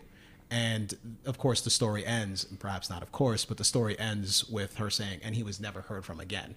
Like the creature took him and ate him, or something to that effect. It's the notion that while one can claim that certain aspects of reality are sort of optional, the fact of the matter is reality will just squash you if you aren't willing to conform to specific facts about the world that we live in. You'll die. Yeah, you will die, which perhaps could be viewed as a victory. There we go. By someone. Right. So is there only one way to interpret that thing that No, Americans in 2016 called death? Sure. Or 2017, perhaps. sorry. Perhaps. But this is right? Well, in fact, hold on. Go In fact, we know that, all kinds of people have interpreted that thing dying in sure. all kinds of different ways, right? Yeah. Are they wrong? Perhaps. I know I don't want to. Are some more wrong than others? Right? I know that I don't want to do it. Yeah, because we choose to live in this world. Yeah, I do. Yeah. Yes. That's why when I get in the airplane, I'm like, we're probably this is gonna go to New York. Because I live in a world where there's a New York and there's a Los Angeles, and I go between the two. Yeah. Right. You don't have to though. You don't have to. No, you don't. You will. Here's where we agree. Yeah. Okay. You will. And this actually, immediately I thought of the Puritan work ethic and black people for a second. But we'll get to that in a second. It's always black people with you. It's always black people.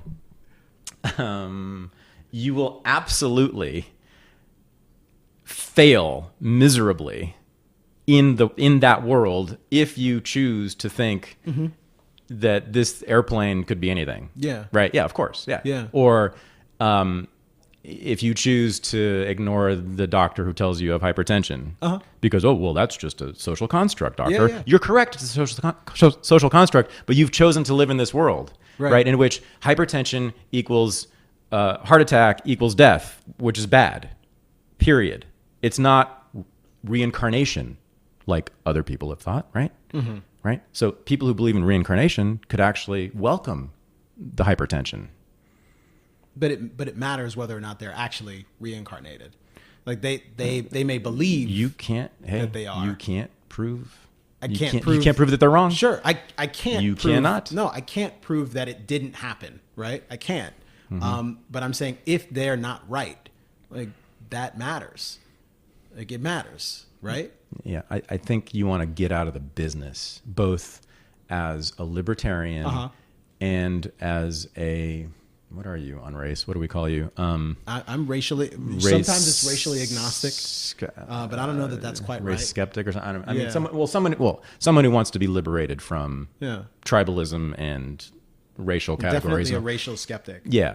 So you in particular, you should always avoid using essentialist language. I mean, concepts. You should always be skeptical of those things, no matter if it's applied to anything. Yeah. Well, this is maybe something we should pick up more at some point. In your sort of grand theory of the way that we should approach sort of thinking about the world. I mean, for me, like a lot of this is like arguing in favor of like creating a better world within the reality that we exist in. Exactly. If it's a matter of just sort of choosing the things that we want to believe and sort of opting into a particular perspective on the world around us, you know, and I know what you're saying here isn't that facts are optional, but for me, like we've talked about like race and culture and sort of the virtues of Black culture, for example, which is something I know we'll perhaps maybe start unpacking formally right now. But for me, the question is always sort of Black culture is good for what? Right. Like what is the outcome that we're interested in? And once I am talking about sort of outcomes, I am talking about it in the context of some sort of essentialist construct. Yeah. So policy prescriptions. Well, it's not essentialist. It's not essentialist. It's just a construct you choose to live in. That's all. That's all. It's a construct that I choose to live in. It's also like part of my explanation though, or part of my position or perspective, I think, is that these are the facts. Like these are the facts that we sort of find ourselves. They're facts within. They're facts within the world that's been constructed. Sure. For you. Well then. And by you. Right. That's all. They're not facts from God or nature. So we can't call this particular world like this is essentialist for universe. Essentialism. 365. Essentialism is the belief that things have a natural essence. Okay. Meaning they come from nature or God. Okay. Not from human beings. Okay. That they're totally independent of human consciousness. So I think this presents somewhat of a problem for you, which is that you make claims about movements like Black Lives Matter as being unscientific, not real, not objective, but at the same time, your whole identity and much of your politics is based on a claim that there is no such thing as race, that it's not real. So you're making a subjective claim about race, but you're also saying these other people are making subjective claims, and they shouldn't.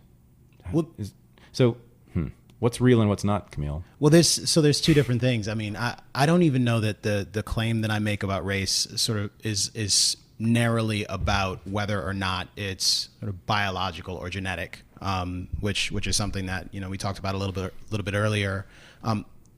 For me, if there's sort of a fundamental, my own perspective on identity and tribalism is one thing, and my own perspective on specific narrower issues, like categories of issues like police violence, the Black Lives Matter movement in general, are sort of categorically different.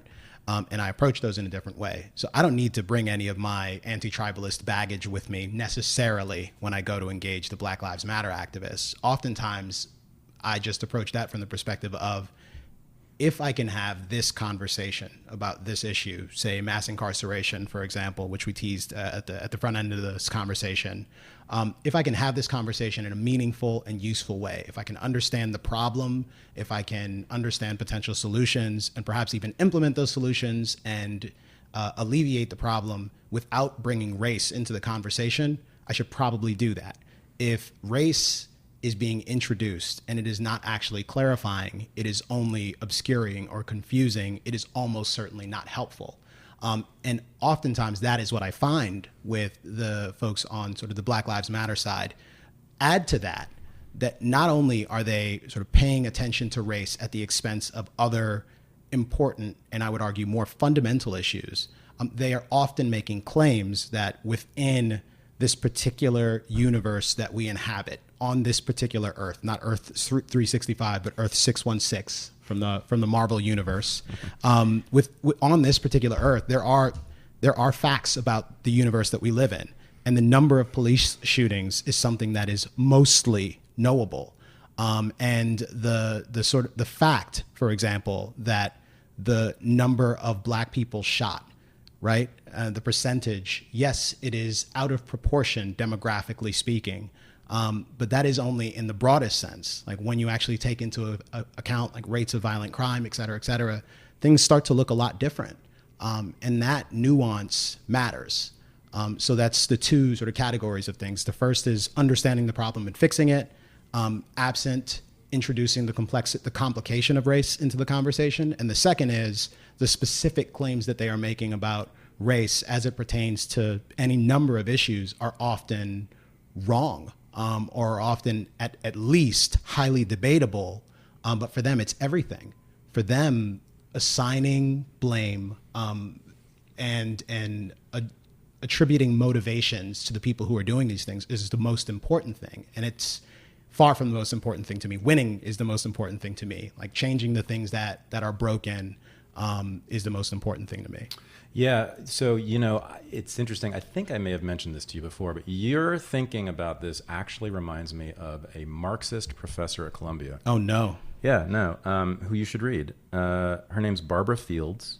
Okay. She's quite well known in my field, in U.S. history, mostly for an article she wrote in the late 80s, in which she makes the argument, I think quite persuasively, that not only is race simply a social construct, and she proves that by showing that ideas about race have changed radically, incredibly fluid over time and almost on a daily basis, right? Yeah.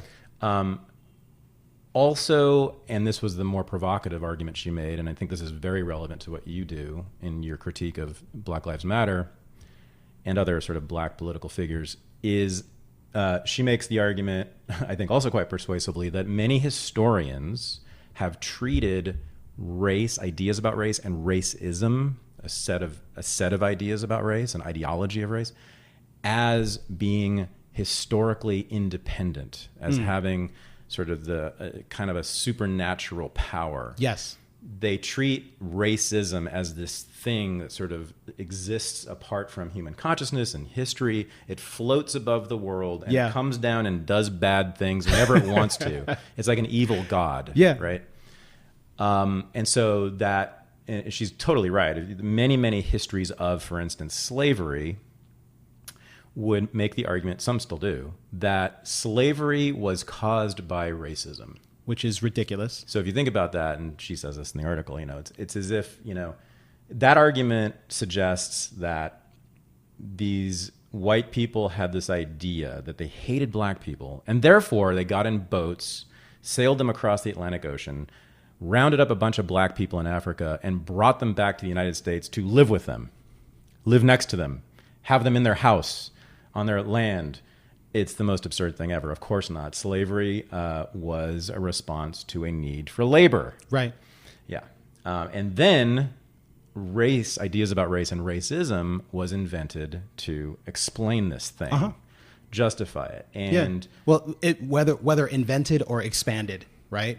Refined. Yeah. Whatever it is, it grew into or grew out of that institution of slavery. The concept of race that we have today is related in precisely the way that you described, and not the reverse. And I actually love the insight, and I used to make the point pretty frequently that, across time and space, like blackness means radically different things. Even today, like in different parts of the world, if I say black, if I meet a particular person that looks a particular way in India, in Brazil, and in New York City, like black is different. And that's important. There are definitely people who just don't fit into those categories. And oftentimes we find ourselves scratching our heads, trying to squeeze them into one of these pegs, asking them directly in some cases, well, what are you exactly? There was the incident where that famously happened to Barack Obama during the 2008 campaign, where someone stands up in a crowd in a press conference and says, and this is a supporter of his, I was arguing with some friends of mine and they were telling me that you were black. And I said, no, he's not black or white. He has a black dad and a white mom. And this is around the time when Barack Obama was warring against Hillary Clinton, and he had been there were segments of the black community that were ravaging him for not being authentically black. He wasn't really black. People forget that. And he asserted his blackness forcefully at that moment. He said, no. He stops the guy, essentially. He doesn't really let him finish the question. He said, I want to let you know that, not only do I self-identify as black because that is the way that other people perceive me, I am very proud to be black. All of that. There's so much that is weird about that. That was the moment, though, aside from the Jeremiah Wright of it all, when I knew that Barack Obama was not this transformative figure on race who was likely to alleviate anything about the sort of prevailing bugaboos and norms when it comes to the way that we talk about race in this country, that the president was unable to liberate America from this sort of poisonous, backwards, completely counterproductive conversation on race that we definitely have been having forever. He was only likely to make the mess a little bit worse by participating in it directly and providing the illusion that we were making some kind of meaningful progress and getting new insights from this man who could speak to the issue in a uniquely authoritative way. It's so complicated, though, because Obama, I mean, he had this choice. I mean, he certainly, more than most people, could have been transcendent, right? In Definitely. that way, he could have said, well, no, because I am of a white mother from Kansas and a black father from Kenya and et cetera, and I grew up in Hawaii and not among black people, that I'm neither. I'm nothing. I'm Barack Obama. But he couldn't have won. Right. He couldn't have won doing that. Exactly. I mean, black voters would have pushed back against that otherness in a very severe way, especially from someone who was partially black. I mean, they enforce the one drop rule in a way that people in the white community certainly do not today, which is such a bizarre reversal, that this concept, this idea of racism, the contemporary one that we have, which is informed in large part by the slave system that existed in the United States, is now something that is defended and loved and revered by affirmatively black people in the United States. It's the bizarreness of Between the World and Me, the Ta-Nehisi Coates book. The apart from the writing, which isn't particularly fantastic, the borrowed metaphors that are recycled over and over and over again in the book, the thing that struck me the most and was perhaps the most irksome was that he begins the book by explaining the lie, the pernicious lie of race and its origins in a way that I think is better and more effective than most people who address the subject. And he ends by rhapsodizing about the beauty of race. And the wonderfulness of tribal identifying with this tribe, and embracing the lie is something I don't understand, and I don't appreciate the value of it. Yeah, this is one of those areas where you've made me think a lot and rethink my position on this. So the Barbara Fields argument, she ends that article with a critique of affirmative action. She says that what affirmative action does is it continues, and this is a good word, reify. She continues to reify, make real abstractions, make abstractions real. Yeah. It continues to reify race. Yes. The article begins with, and I don't know if I've mentioned this to you. When did she write this? Late 80s, early. There's two So versions. she definitely beat me to the punch, but I did not. I've not what, read that. Kindergarten when she wrote but this. but I have used that exact same phrase. I still remember when the moment when I read this article. I remember where I was sitting in the library at Columbia, and my head fell off my shoulders because I actually believed at that time. I just started graduate school. I believed that race was a scientific reality. I believed that, race, I guess I was sort of a determinist, but I thought that it was a real sort of biological fact that there were some people who are black and some people who are white, etc. And I remember walking down Amsterdam Avenue right after that and just feeling like the whole world had changed. It was transformative for me, that article. It's quite brilliant. Everyone should read it. I'll post a link to it. She argues, but she's borrowing this from another historian named David Bryan Davis, that racism as a coherent system of thought in this country, in the United States, was invented at a particular moment, actually. That there were certainly ideas about race that were sort of floating around, but they weren't they didn't cohere into sort of an elaborated, systematic body of thought, right? According to Davis and Fields, the racism that we know, and we now call it scientific racism, was invented during and just after the American Revolution. Why? Because Thomas Jefferson in 1776 writes this thing in which he says that all men are created equal at the very moment when he is owning slaves. Yeah. As are many other founding fathers. And so it becomes a big problem for them, ideologically and intellectually and politically. Also, by the way, their French friends were not happy with this. Yeah, that they had slaves. They liked this idea about universal equality among men, and so but they didn't like that the Americans owned slaves at the same time. So, according to Davis and Fields, what Jefferson himself did, and others, but Jefferson primarily did, to resolve this contradiction was to write a treatise, which became part of what's now called Notes on the State of Virginia, which is one of Jefferson's most famous pieces of writing. There are 2 chapters in that, in which he delivers a taxonomy of the physical characteristics of Negroes, and he goes all the way through it. It's like he becomes very scientific. He sounds like a scientist writing it. You know? He's describing, the exact size and shape of the nose and the lips and the chin and the texture of the hair and the height and the weight and the muscles. And he says, and therefore, Negroes are inferior biologically and therefore are best suited to be slaves. Yeah. In fact, must be slaves because they can't take care of themselves. No, we're helping them. This is a great that service.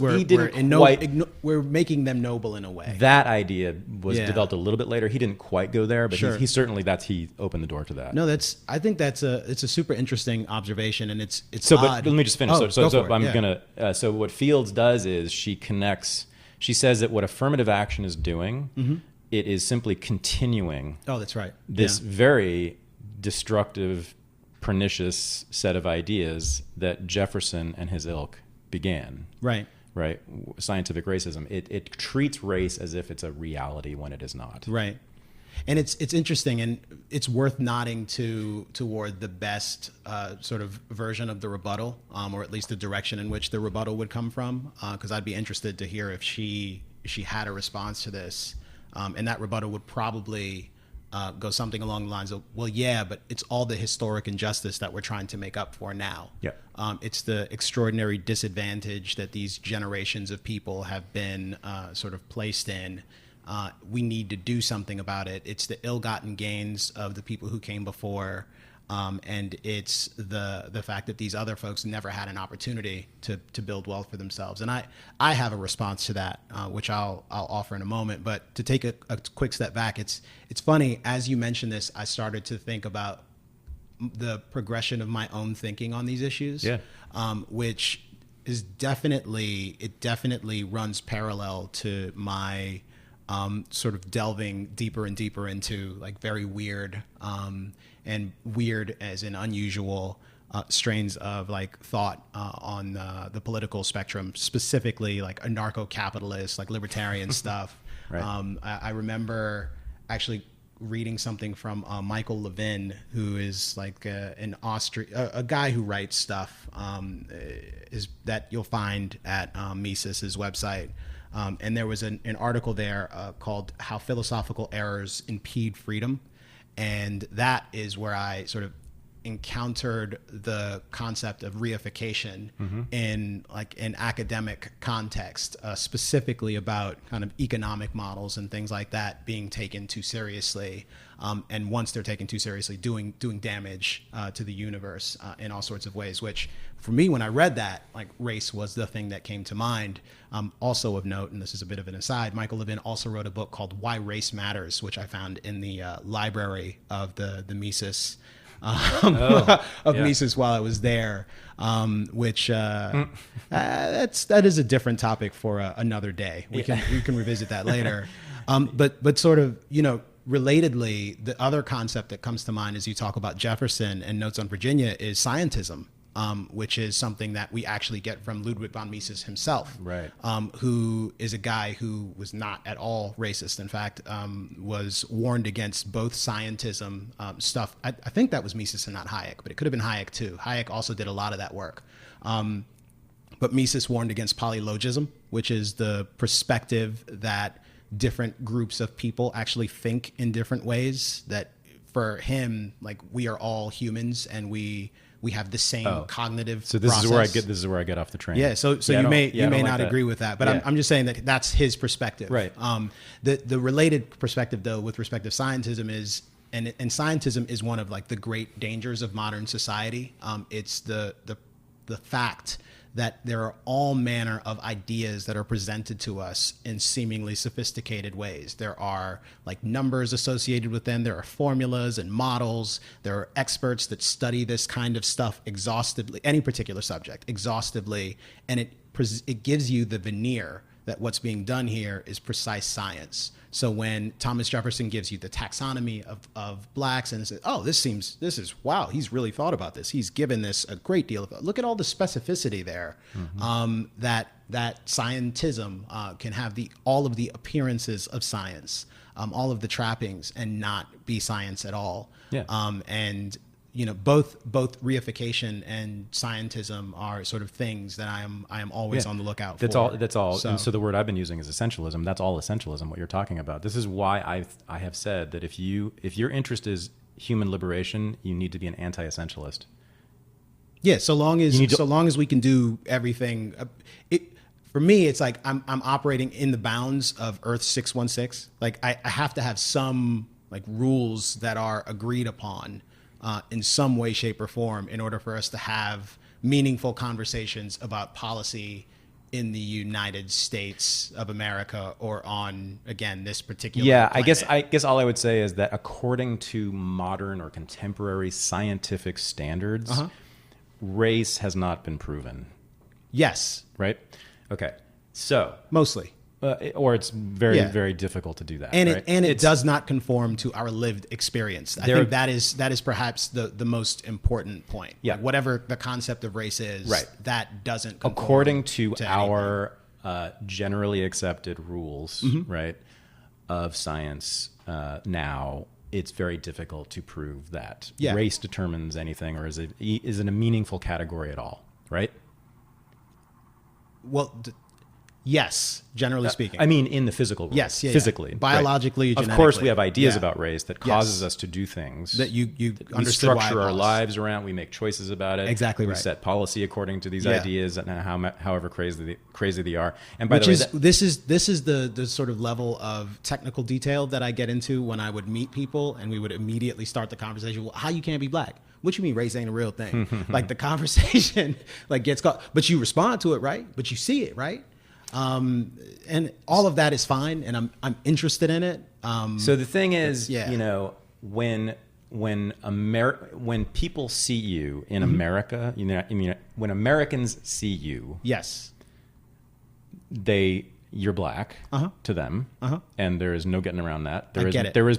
I'm quite sure there is not a single American who would not think that you're black. And most people who see someone who's Right. 5'3" would call that person So short, whatever that what means. that's what dude on the street would probably say to you or think, Yeah. right? He'd be like, no, they all treat us like we're black, so that means we're black. It's real. It's as real as it could be. Except your the answer presumption would be, there is that they all treat us in any particular way. Well, and that is a different. You just challenge that agreed. assertion Hold all on, the you time. just agreed that we do all treat you in a particular way. At least in that. Hold on, at least in that we put you in that category. Sure. All of us. Uh-huh. Everybody. Okay. Generally speaking, yeah. And one answer to him, though, and there's only one answer, would be that in Brazil, people would have some other idea about me. Right. Right? In the Congo, they'd have a different idea about me. In China, they would have a different idea about me. It would be a worse idea. Yeah, it might not be better in but it would be every one different, of these cases. But it'd be different. I think that the issue, though, is the absolutist nature of the assertion that, well, when they see us, they think the same thing about us, and full stop, which is that's not the case at all. That's what actually happens is there's concentric circles here, and when they see me, especially where they see me and how we interact, there are a hell of a lot of signals happening. That's a very powerful counter argument to dude on the street. Yes. And it's dramatically different. Yeah. I go to Harlem. I go to Bed-Stuy. I don't get stopped by the police routinely. I was actually having a conversation with Ben Kissel the other day, who does podcast stuff. He does television. He's a comedian, and he was making a point about stop and frisk and asserted that if he and I were in a certain part of Queens, that I would be a lot more likely to get stopped by the police than him. I think the way I took. Initially, my first instinct was like, dude, I never get stopped by the police, especially since he had mentioned that he had been arrested several times, which again, that's also never happened to me. I'm assuming he's phenotypically not black. Yes. He might self-identify as white. And he would be known as Jewish, I'm assuming. Right? I don't think so, but no? I don't know. Okay. I'm not good. I'm not good. But with, Americans would my consider, radar is broken. According to with American respect to standards, that. he's white, right? Yeah. Okay.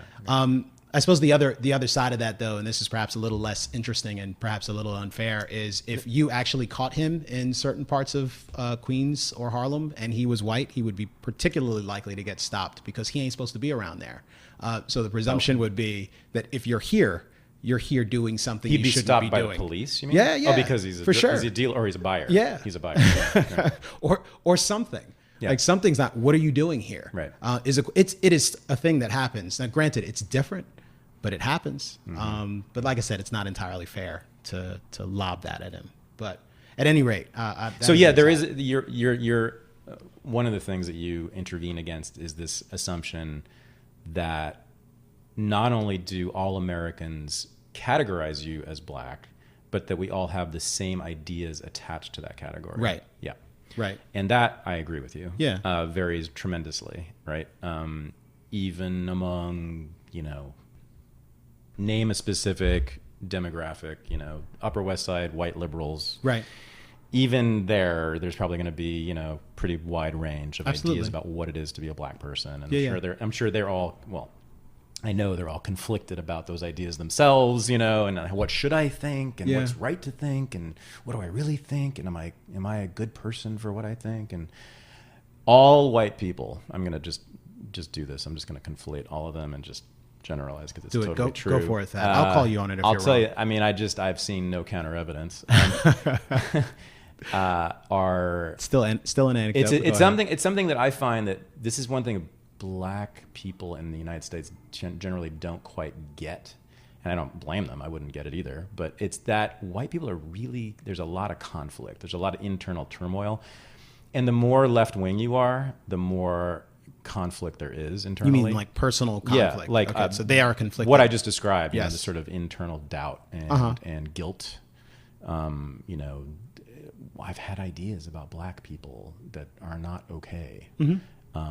And what do I do with? I know that they all hide these things, and then what happens is it becomes guilt, right? And then that gets expressed in all sorts of ways. Sure, which could be resentment, or it could be the other thing. So that's why being you don't even have to be a racist, but like a Trump type, who I actually think is not necessary. I mean, he's not. You and I agree. Like, he hasn't actually said anything that's technically racist.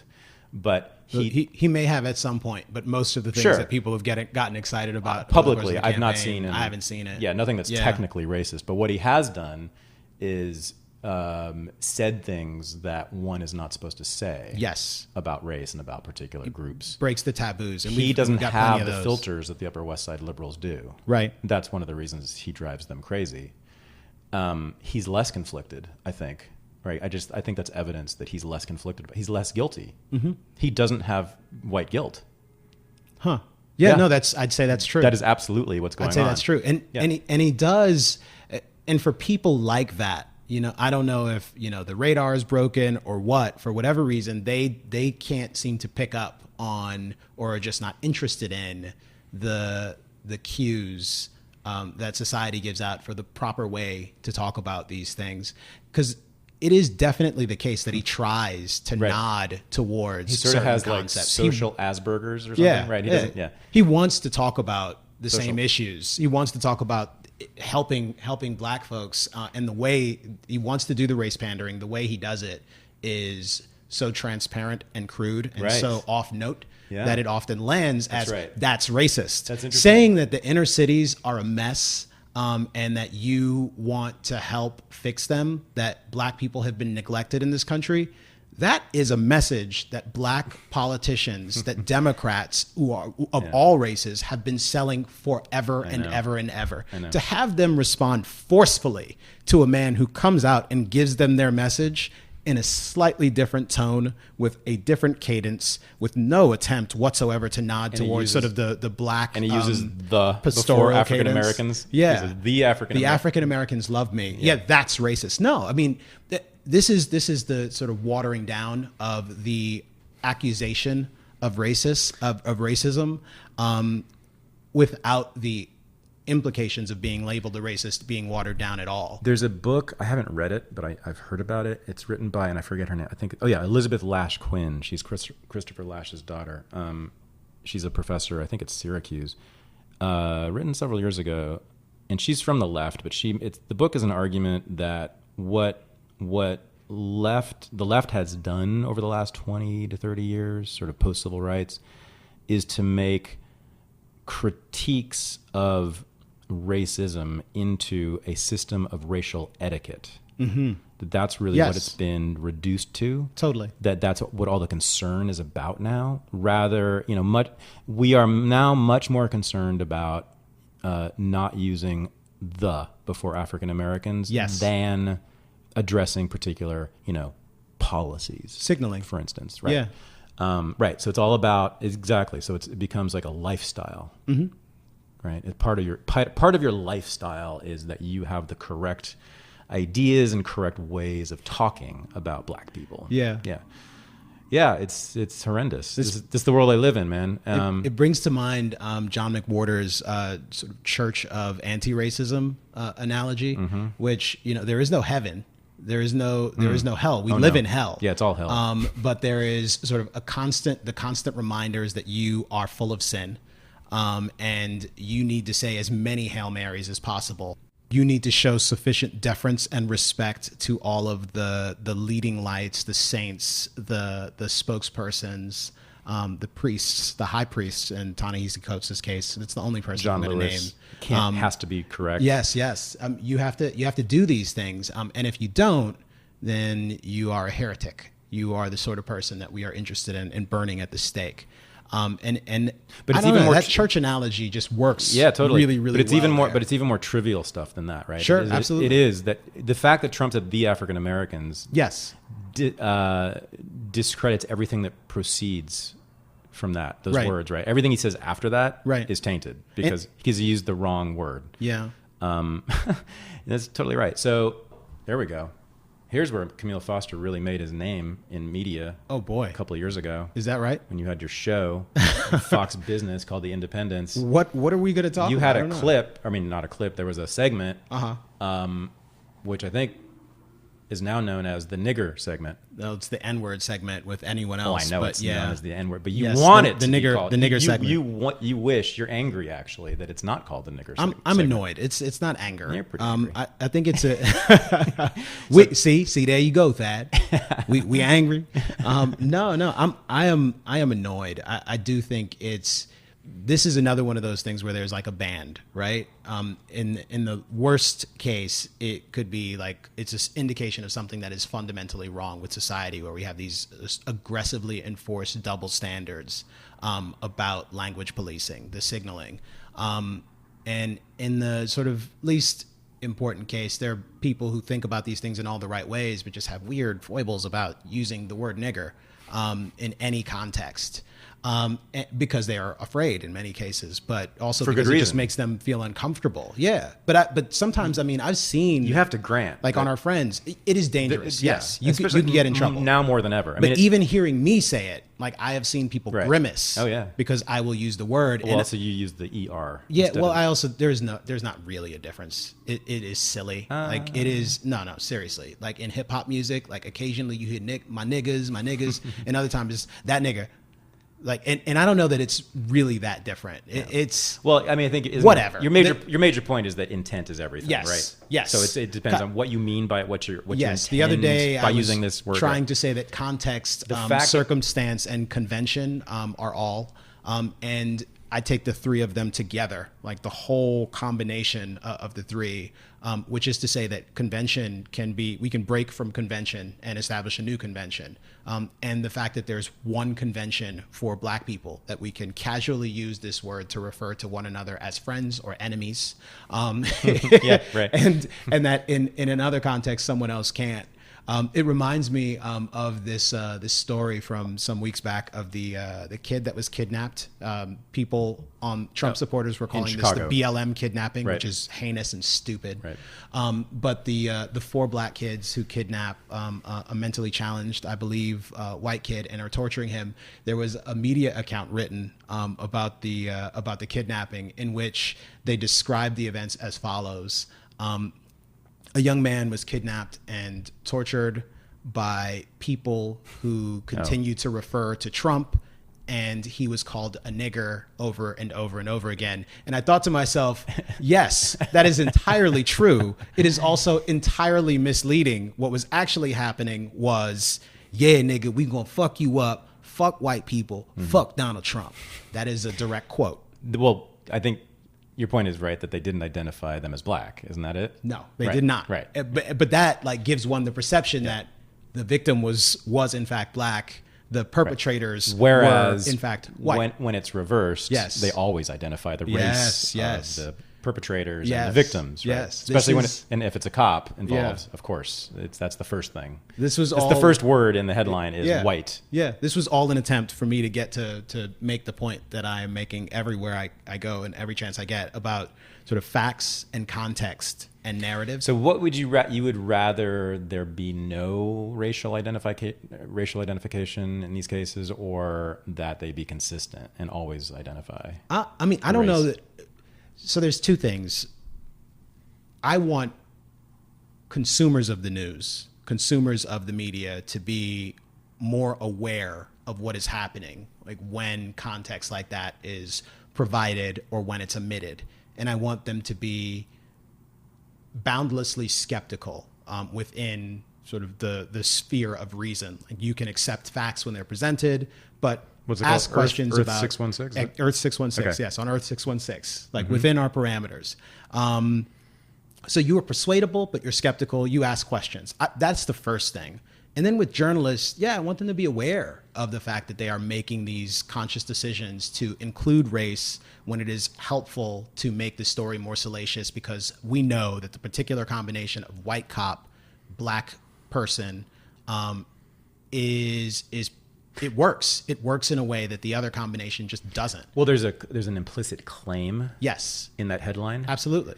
And that's that racism played a part, right? Which is why just saying, as most newsmen and women are prone to say, all we did was present the facts. No, you didn't. Yeah, and there's no way to know. Yeah, even in the Walter Scott case, the man who was shot in the back by everyone saw the video in South Carolina, Charleston. Right. Even there, it turns out, even if. There's still no way to determine that racism caused him to shoot Scott in the back. Right. We just can't know. There's no way. Right. We'll never know. You can't figure that out. We will never know. Yeah. Even if he himself, even if the cop, forgot his name, even if he testified in court that, yes, I shot him because he's black and I hate black people, even that in itself, believe it or not, is not absolute evidence that in the moment of the shooting, that's what caused him to pull the trigger, right? I mean, it could be any number of things. But nonetheless, we not only assume that it's racism and not something else, right? Mm-hmm. We reduce it to racism. We also what do? We treat it as this godlike evil god that Barbara Fields talks about, right? Mm-hmm. This thing that's apart from history that just comes down and visits bad things upon the human race. Mm-hmm. It causes us to miss what else might be going on, other causes of this, other preconditions.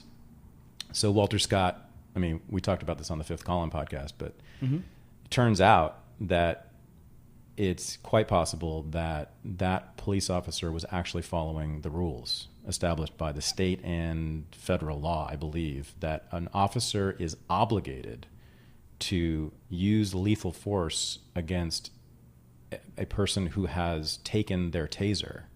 And if you look at the video very carefully, people have done this analysis, it is quite plausible that that officer believed in the moment that he shot Scott that Scott still had the taser in his hand. Scott had grabbed the taser and then thrown it down and then ran away and then was shot. But if you look at the video, it's quite possible that the officer didn't see that, the way his head was positioned, where his eyes were looking. Right. So it is quite possible that all that officer was doing was his job. As determined by the governments of South Carolina and the United States. Right. And therefore, Kmele Foster wants to say, and I completely agree with him, is maybe we should be looking, not maybe, we should be looking at these laws that make these things almost inevitable. Right. Not only that law, there was another law that made this thing possible, this terrible shooting, which was that Walter Scott ran away from the car in the first place when he was pulled over because he was delinquent on child support payments. And it is, illegal. You get put in prison if you're delinquent after a certain amount of time, and the judge decides that it's too long. And so he was afraid that he would go to prison for child support delinquency, and that's why he ran. Right. So, and that's a whole system that's a much longer discussion we need to have. But that's actually, I mean, we suspect that is probably the reason he ran. A whole lot of people will say, yes, we should put men in prison for being late on child support payments. But there is a very developed argument out there, which unfortunately tends to be dismissed as men's rights activism propaganda, which is that the whole system, family justice, I think it's called, family and marriage justice system, I guess, is stacked entirely against men, against fathers and husbands. And I know this in part because I am a divorced father, and I have seen it, even though it's been pretty mild in my case, but I've seen how it's stacked from the get-go against you. The lawyers, the judges, everyone who's involved in these things, you just get the way they talk to you and talk about you. It's pretty clear that they assume that you sort of have to. You're a deadbeat. The man has to sort of prove his value and his worth, and that he's worthy of being a parent with custody, etc. The burden of proof is on him. Yeah. Anyway, so that's, in other words, we need to look at those laws that made that thing happen, rather the system, the policies, rather than try to hunt down the secret thoughts, the secret evil thoughts of people. And it's worth sort of nodding to the uncertainty surrounding this case. I think both you and I, Thad, saw this happen because I was doing television when this happened, and I remember sort of seeing that video of the shooting for the first time and thinking, "Oh my God, this is heinous." Yeah, it even had that extra clip where you see the guy seemingly dropping the taser closer to Scott's body. But there are other factors that are important here, and if you simply stop at, see, there it goes again, another black person shot by a white cop. All of the important things about this case that might also matter are ignored. And worse than that, what ends up happening is we have these miscategorizations. And I'm thinking about, a situation in sort of September, I believe, of 2016, where I've sat down for an interview with Charlemagne and Andrew Schultz of the Charlemagne the God and Andrew Schultz of the Brilliant Idiots podcast. And this was just after that Keith Scott shooting, I believe, in Tulsa, Oklahoma.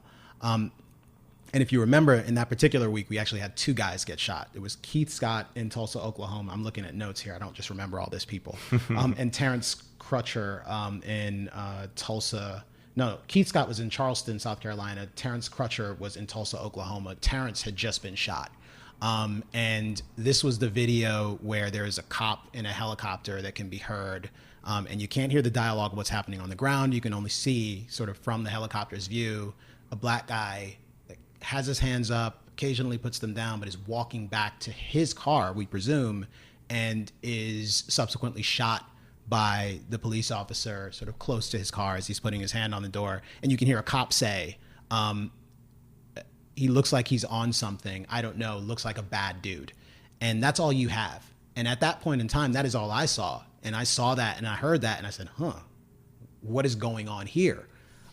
And when I arrived at the studio, Charlemagne was ready to talk about this. And he says, well, Camille, explain that. What could that be? What could that be except for what we saw? We all saw it. There's only one way to explain that. What could he mean by he looks like a bad dude?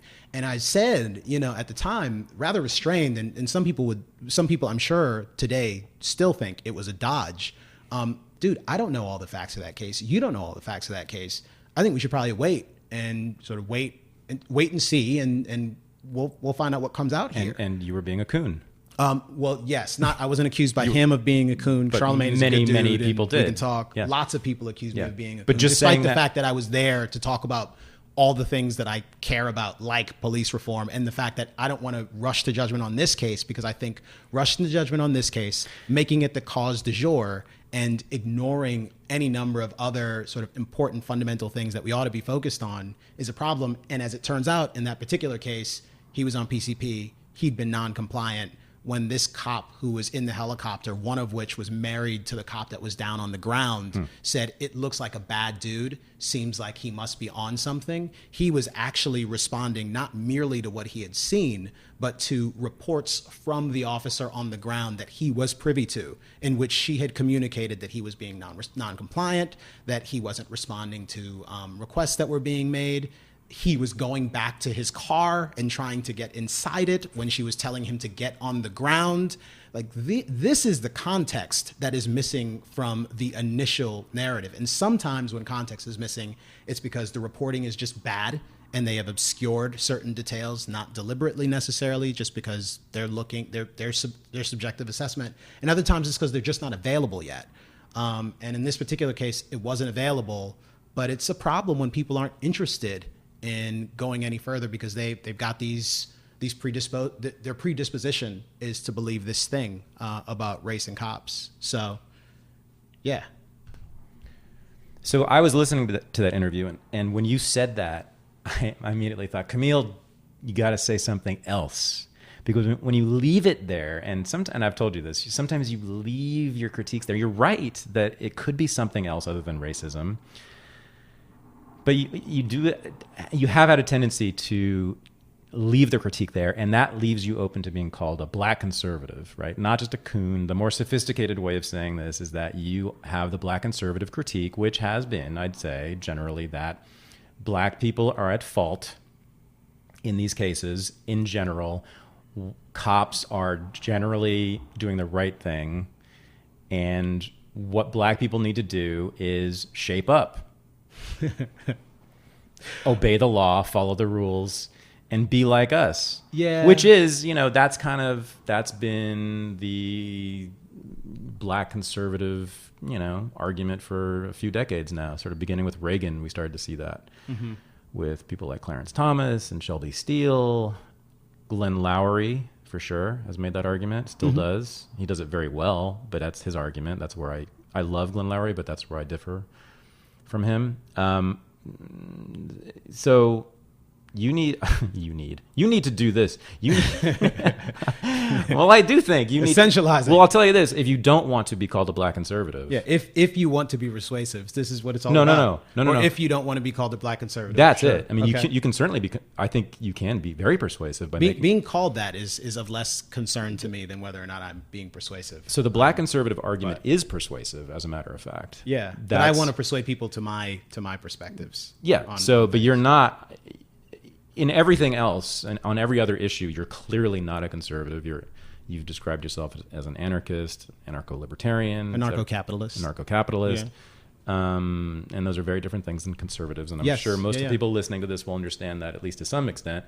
But on race, man, I got to tell you, often I feel like you end up leaving it with a black conservative reaction. I mean, I can certainly understand why someone would interpret things in that way, or any one sort of statement in that way. But for me, I mean, when I'm making an argument, it's in a particular context. Like the rest of the stuff that happens around it is important.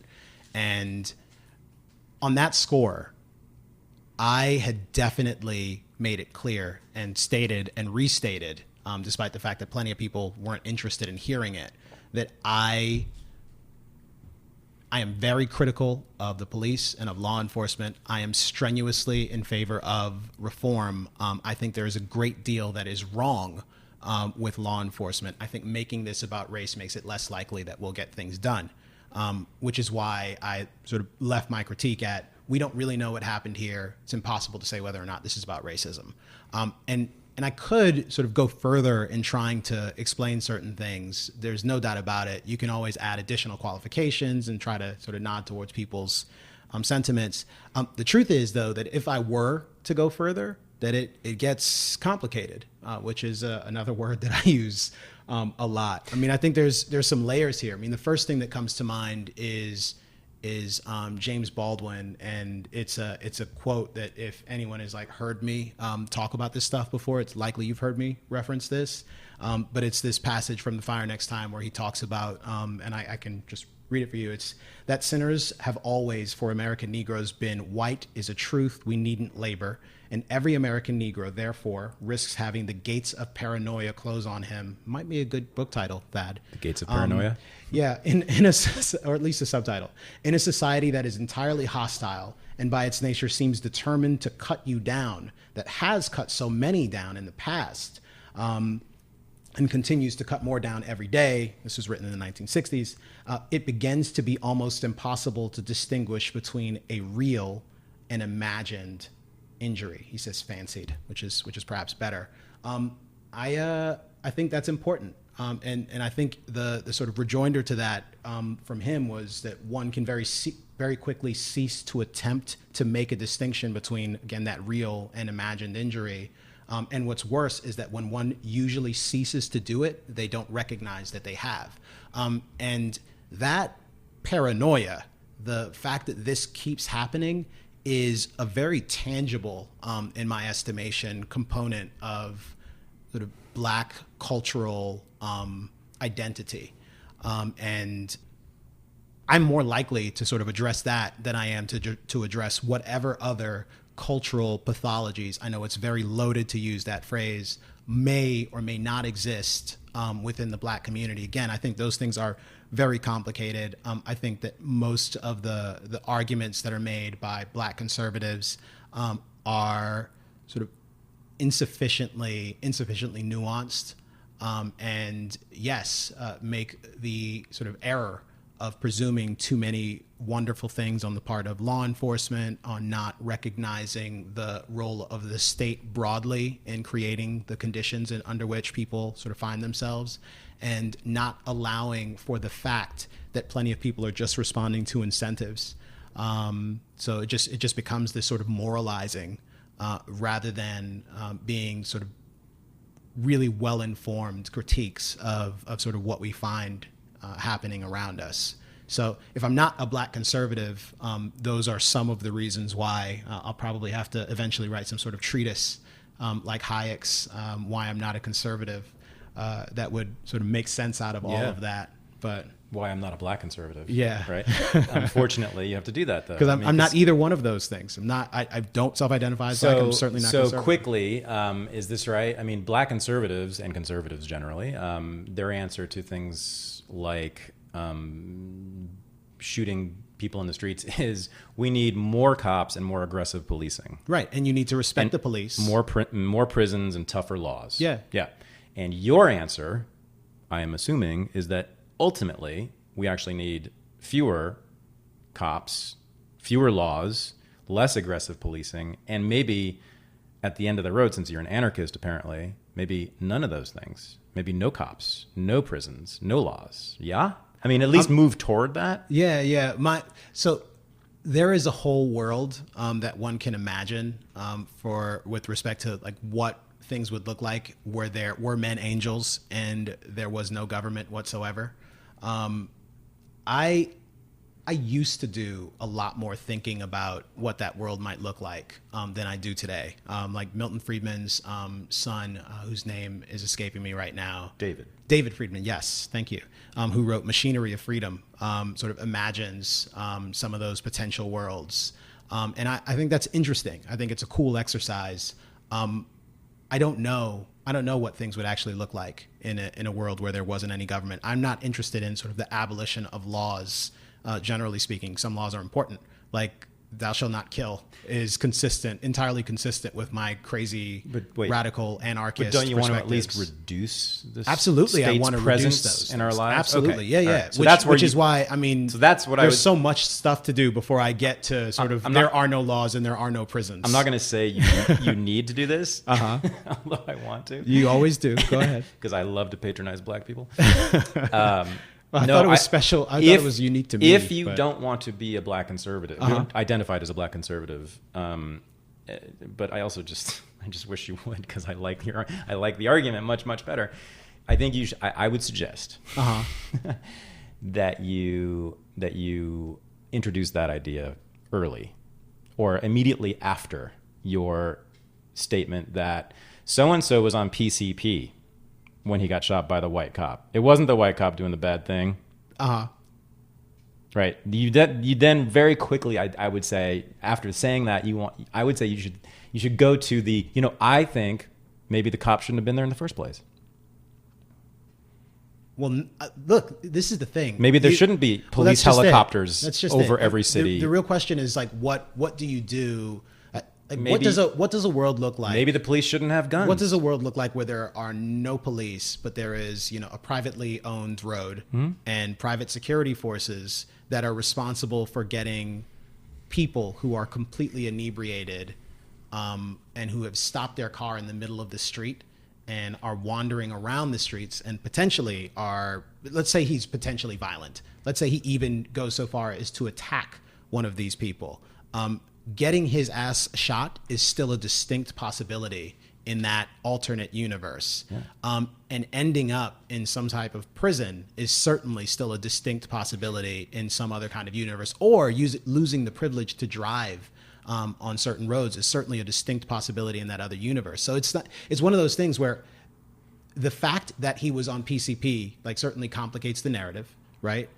It makes it something other than it's all about race. And since my broad appeal is for us to think more deeply about the stories that we encounter, because my mission, to the extent there is any unifying thread throughout my whole thing, it is skepticism. My mission is to preach skepticism to all the world in this generation, to try to persuade people that it is useful, that it's necessary, and that they don't do it enough.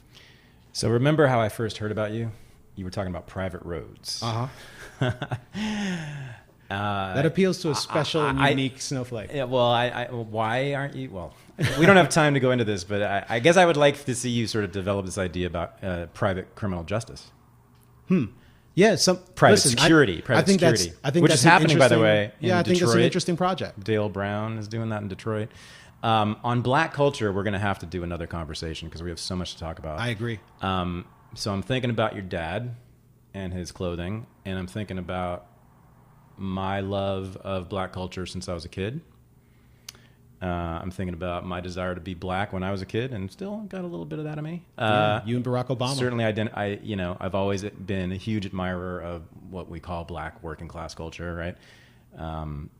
And I'm thinking that you made me rethink a lot of that by introducing this stuff about paranoia, conspiracy theories, this idea that it's always the man is coming to get you, and that's every problem in your life can be attributed to what other people are doing to you, that all the problems in the world are coming from white people, etc. You made me really rethink my love of Black culture, Black working class culture in that way, and you want to intervene against particular parts of the culture. You want to leave Marvin Gaye and dressing above one's station alone because you like that stuff, right? Yeah. And you like your hip hop,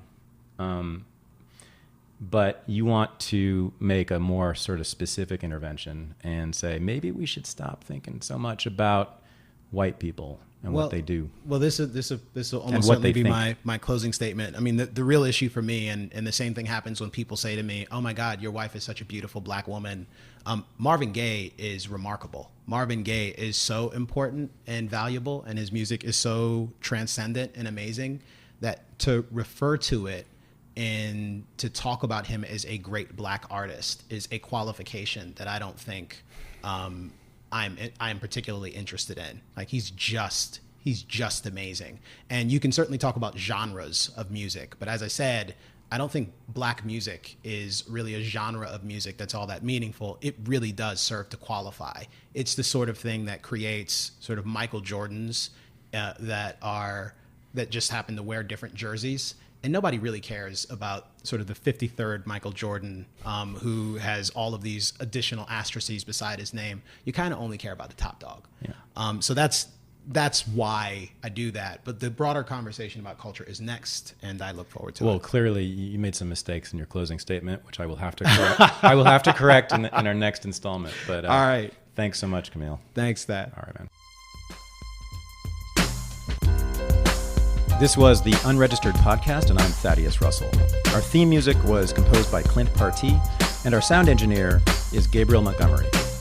If you have any questions you'd like me to answer on the podcast, post them to me at my Twitter handle, @ThaddeusRussell. Also, be sure to check out notes and links for each episode at thaddeusrussell.com/podcast.